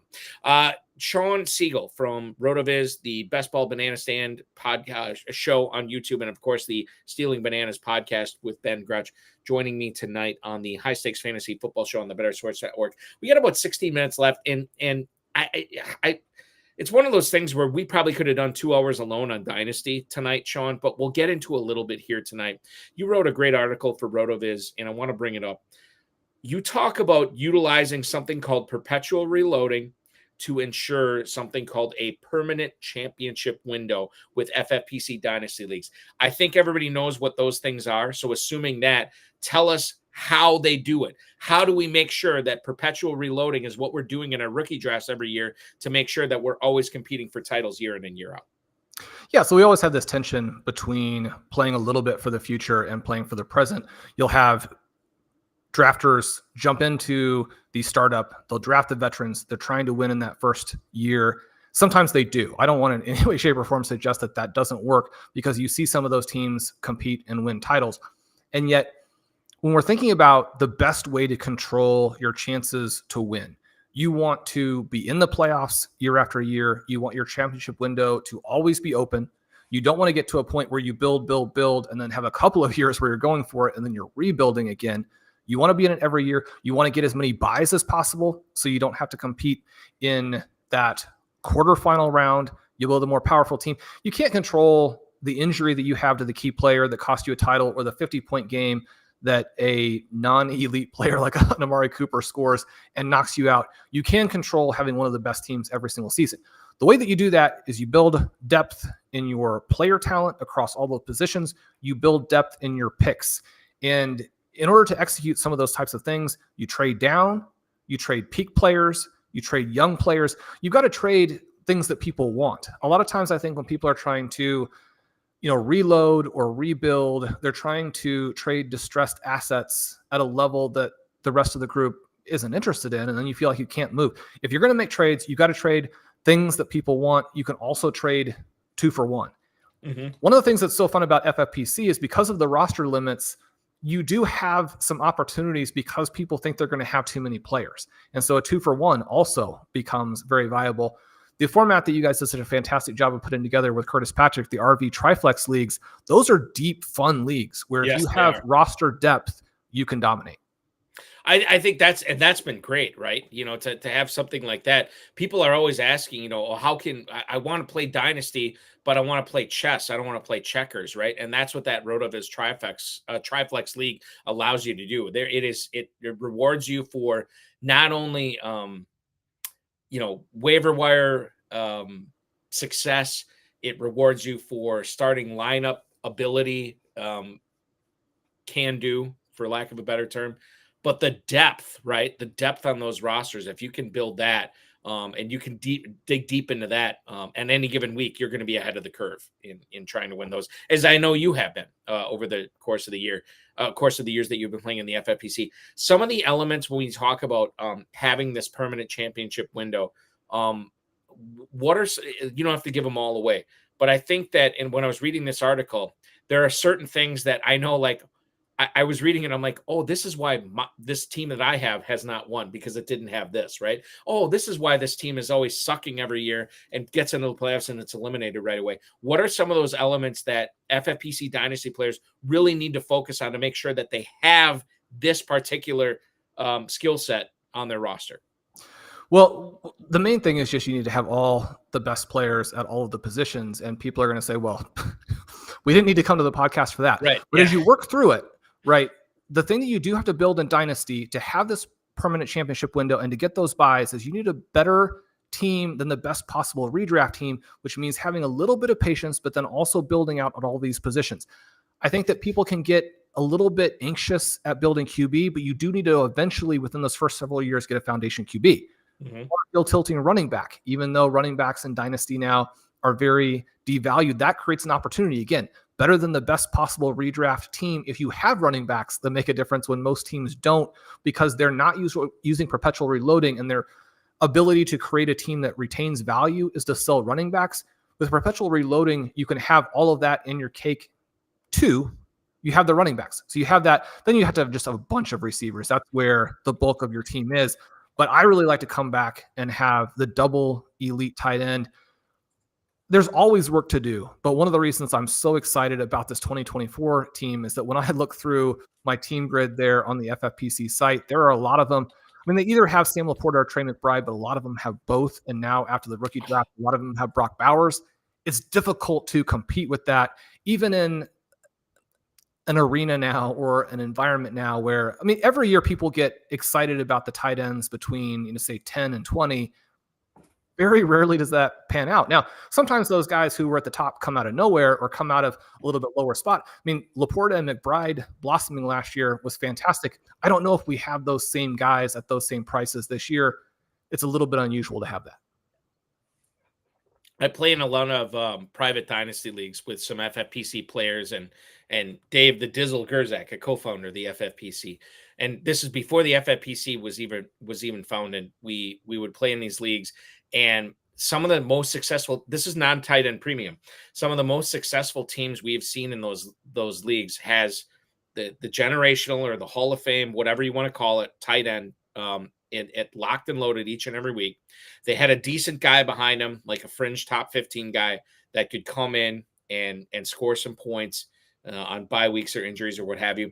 But then they always didn't have this developmental third tight end, right? On their roster that could maybe not make a difference till even year 3, but once year 3 hit, boom, now all of a sudden you have these two elite guys, right? And I think that type of strategy is amplified in FFPC Dynasty, where you have the tight end premium format. Like if you can be elite there, Glenn Lowy, a great NFFC player like yourself, and one of the best FFPC players around. I talked with him several times, and when we talk about Dynasty, he always says elite talent over everything else, and not necessarily, loading up at elite talent with tight ends or quarterbacks, those one-off positions, what have you. But having that elite talent, it gives you the opportunity to do so much with trades, with lineups, with everything, right? And I think that's why you say that, elite talent with above everything else, because I think that's the way to get yourself to fantasy glory, or at least get you on the path to fantasy glory. I want to, so much I want to talk to you about, and I can't get to it. Rookie drafts. Is it more important to have a couple or a few premium picks high in the rookie draft, high in your rookie drafts, Shawn, or is it more important to have a war chest of guys that are going in the late second, third, fourth round? Which is more important, or do you kind of need a blend? How do you feel about that? One of the things that's so much fun about these formats and about perpetual reloading is you're going to take a hybrid approach. Anytime that you can get a future first round pick, you want to at least consider it, but especially with the shallower total number of roster spots, so shallower leagues from the roster spot perspective, those first round picks are so coveted that you have to pay a lot. So you want to be aware of what you're paying. If you have veteran stars and you have a roster crunch, one of the things that we often do with the perpetual reloading is we get a lot of players and people look at you like, what are you going to do with that? You're just going to cut most of them. That seems ludicrous. Well, you've got to trade some of your stars. You can't trade the 28th guy on your roster, right? You're going to have to cut him. Maybe you trade the 20th and 21st guys on your roster because your roster should be stronger than a lot of the other teams who are not really looking at great guys at 17 through 20. They still want your guy, but you also have to trade the 4th or 5th best guy on your roster. And maybe that's where you get your first round pick, but you keep this whole money machine going. The flip side of it is that because you can be creative in terms of how you make those trades, is that I don't think you want to be scared of getting a lot of picks. One of the drafts I did this year, my partner and I had 13 picks in the first 3 rounds. Not only is that just absurd and a lot, but it also allows you to completely control the second and third rounds. Mm-hmm. So you get the guys you want there at good prices, and then you push some of the value into the future. I was talking with Monty Fawn, who does some things for us and is one of the best FFPC players in history, is good across all formats. One of our teams last year drafted Flowers, Laporta, Rice, and Jayden Reed in the second round. And so I think that we can get caught up in this idea that only first round picks have the ceilings that you need to emphasize them in a format where there are 20 roster spots. That's definitely not the case. And obviously last year we saw a guy going in round 5, 6, 7 who, I don't know, but he had a pretty good season last year. Let's go rapid fire on these last picks, these last questions, I should say. As far as picks in 2024, maybe it's Ben Sinnott, maybe it's not. Is there a 2020 version of Sam Laporta in rookie drafts this year? Yeah, Colum and I have been promoting that. The problem, even from the people following that team, they're like, oh, I mean, there's never a better situation than sitting behind Zach Ertz and learning from, like, the better situation is if he's that good, play him. Like, how is Trey McBride on the bench? Yeah. Right. Yeah. So his combination of production and athleticism is fantastic. There are a lot of similarities. Because Sam Laporta is a great athlete and Jatavian Sanders, as we joked about in the first half of the show, is not, there are some differences there, but I'm still going to mention his name as somebody that I think people are going to be surprised by. The best non-quarterback players in rookie drafts this year in Dynasty, running back, receiver, tight ends. Who are we going to look back on in 3 years and say, wow, that guy really paid off his rookie draft ADP? Yeah, I did a series called the Rookie 101 series where I made the case for the top 6 guys. I think it was that strong this year. When you get rid of the QBs, you're looking at the superstars. I mean, Marvin Harrison, Malik Neighbors, Brock Bowers, those guys are going to be unreal unless an injury happens. Their profiles are just so good. We see busts. You never know what's going to happen. They're going to be unreal. I think we're talking about long-term and we want some sleepers. I would mention Troy Franklin, Adonai Mitchell, Leggett Sanders. Some of those guys I think will also be, in terms of the long run, some names you're going to want to keep an eye on. As far as the best steal you had in your FFPC rookie drafts this year, the pick that you were most proud of getting him late, was it Troy Franklin? Yeah, I think that Franklin is a guy in that range who is a lot of fun. You look at some of the running backs, and we talked about those guys. Will Shipley, I have a lot of. Devontae Walker, Jacob Cowing, two of the names I have the absolute most. One of the other things we look at a little bit here, I'm interested to see what Blake Watson does. His combination of running value and then receiving value. And you think about the fit, the Broncos have so many guys, but the Broncos, I think, are, and they're not exactly a sleeper team. People know about Sean Payton and how it's going to work. But if there's a team that just goes out there and flat out beats the Dolphins in terms of running back points this year, don't be surprised if it's the Broncos. Those are some names that I'm really excited to have a lot of in those drafts. And you mentioned Walker too. Is it the fact that, well, I don't want to put words in your mouth. I'll just put this out point blank. Why do FFPC players not need to sleep on Devontae Walker? Why is he a guy that we need to be caring about? Well, everybody that I talk to who's kind of, really tied into or dialed into the college stuff and even the draft prospects, he was evidently just extraordinarily bad at the Senior Bowl to where it cost him so much. But this guy at Kent State was extraordinary. The offensive context there was terrible, and he put up massive numbers. He was up there with Rome Odunze last year in terms of, when he's at North Carolina, he's up there with Odunze in terms of air yards per game on deep passes. The thing about the Senior Bowl that people don't talk about a lot is that they have tracking on the players, and he crushed everybody in explosive plays. You think about some guys who kind of came out of nowhere who did that in the past. Terry McLaurin, one of those dudes. And then, the Ravens don't seem to be concerned about the warts. They wanted a guy who could be that deep threat for Lamar Jackson. When you're talking about, who's the best sleeper to lead the NFL in 50-plus yard touchdowns, I think it's Tez Walker. It's compelling because I knew that bump was out there. I knew people really wanted him. I never really saw him leap up to a point where in rookie drafts where I wasn't comfortable drafting. Who were we talking about earlier? That I said, like, he got to a point in not FFPC drafts, but in drafts in general. I'm like, God, I like this guy, but Kamani Vidal, I think it was. I like this guy, but I don't want to take him at this point because there's so many other players I like better. I don't think that happened with Devontae Walker, and I do have a healthy amount of him this year. Trying to look at the Dynasty Rookie Draft ADP is the last question here for you tonight, Shawn. And when I look at Jacob Cowing in FFPC drafts, I see his ADP as I just had it here. Sorry.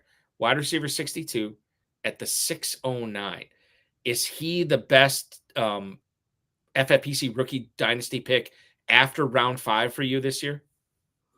Yeah, we took him on every team. I do think Johnny Wilson, who I had mentioned earlier, Yep. in terms of a last round guy, is someone you want to have as a dart throw.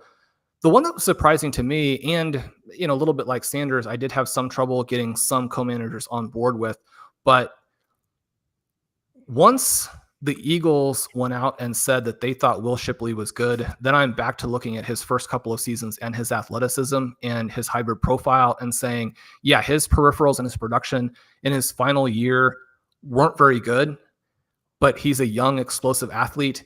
Again, being with the Eagles knocks down one of his great strengths in terms of being a pass catching back, but this guy is much more athletic and dynamic than most of the guys going in that range. I didn't understand his price. Does Shipley have a future as a 3-down back in the NFL? Yeah.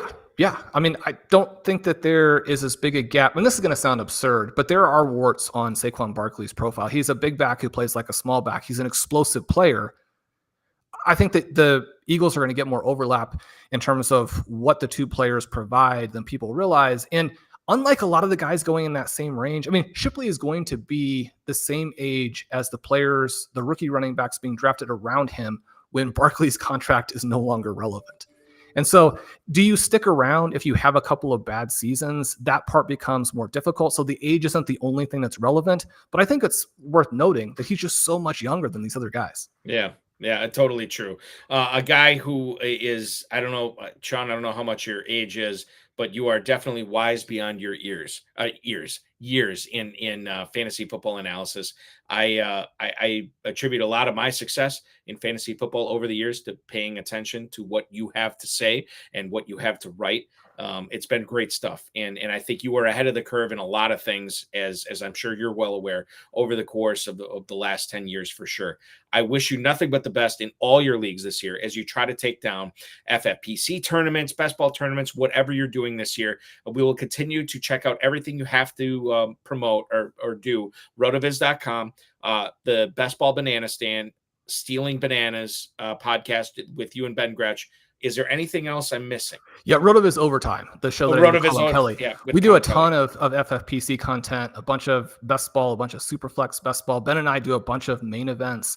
We've got you covered on the various FFPC formats and have a lot of fun with it every year. Absolutely. It's great stuff. And I'm so glad I get to pick your brain for 2 hours tonight. I know I'm smarter. I know the viewers are smarter. I know everybody's smarter after talking to you. Thank you so much. Kudos to you, sir, on all your success, and good luck in 2024.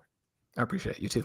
That is Shawn Siegele, ladies and gentlemen, from RotoViz, the Best Ball Banana Stand, Stealing Bananas, and of course, RotoViz Overtime, rotoviz.com. Check it out there as well. I want to thank him and our producer, Matt Deutsch. Check out myffpc.com for the main event, the Fantasy Pros Championship, Empire Leagues, Dynasty Leagues, the Fantasy Football Players Championship, Best Ball Tournament, as well as the FFPC SuperFlex Best Ball Tournament as well. We are back this Thursday. Fantasy Points, Mark Garcia, that's High-Low FF on X, is going to join me for a robust conversation on ADP, how his hardway draft went in the Fantasy Pros Championship, and much more. For Shawn Siegele and Matt Deutsch, I'm Eric Balkman. Thank you so much for spending your Monday evening with us. We'll talk with you again on Thursday.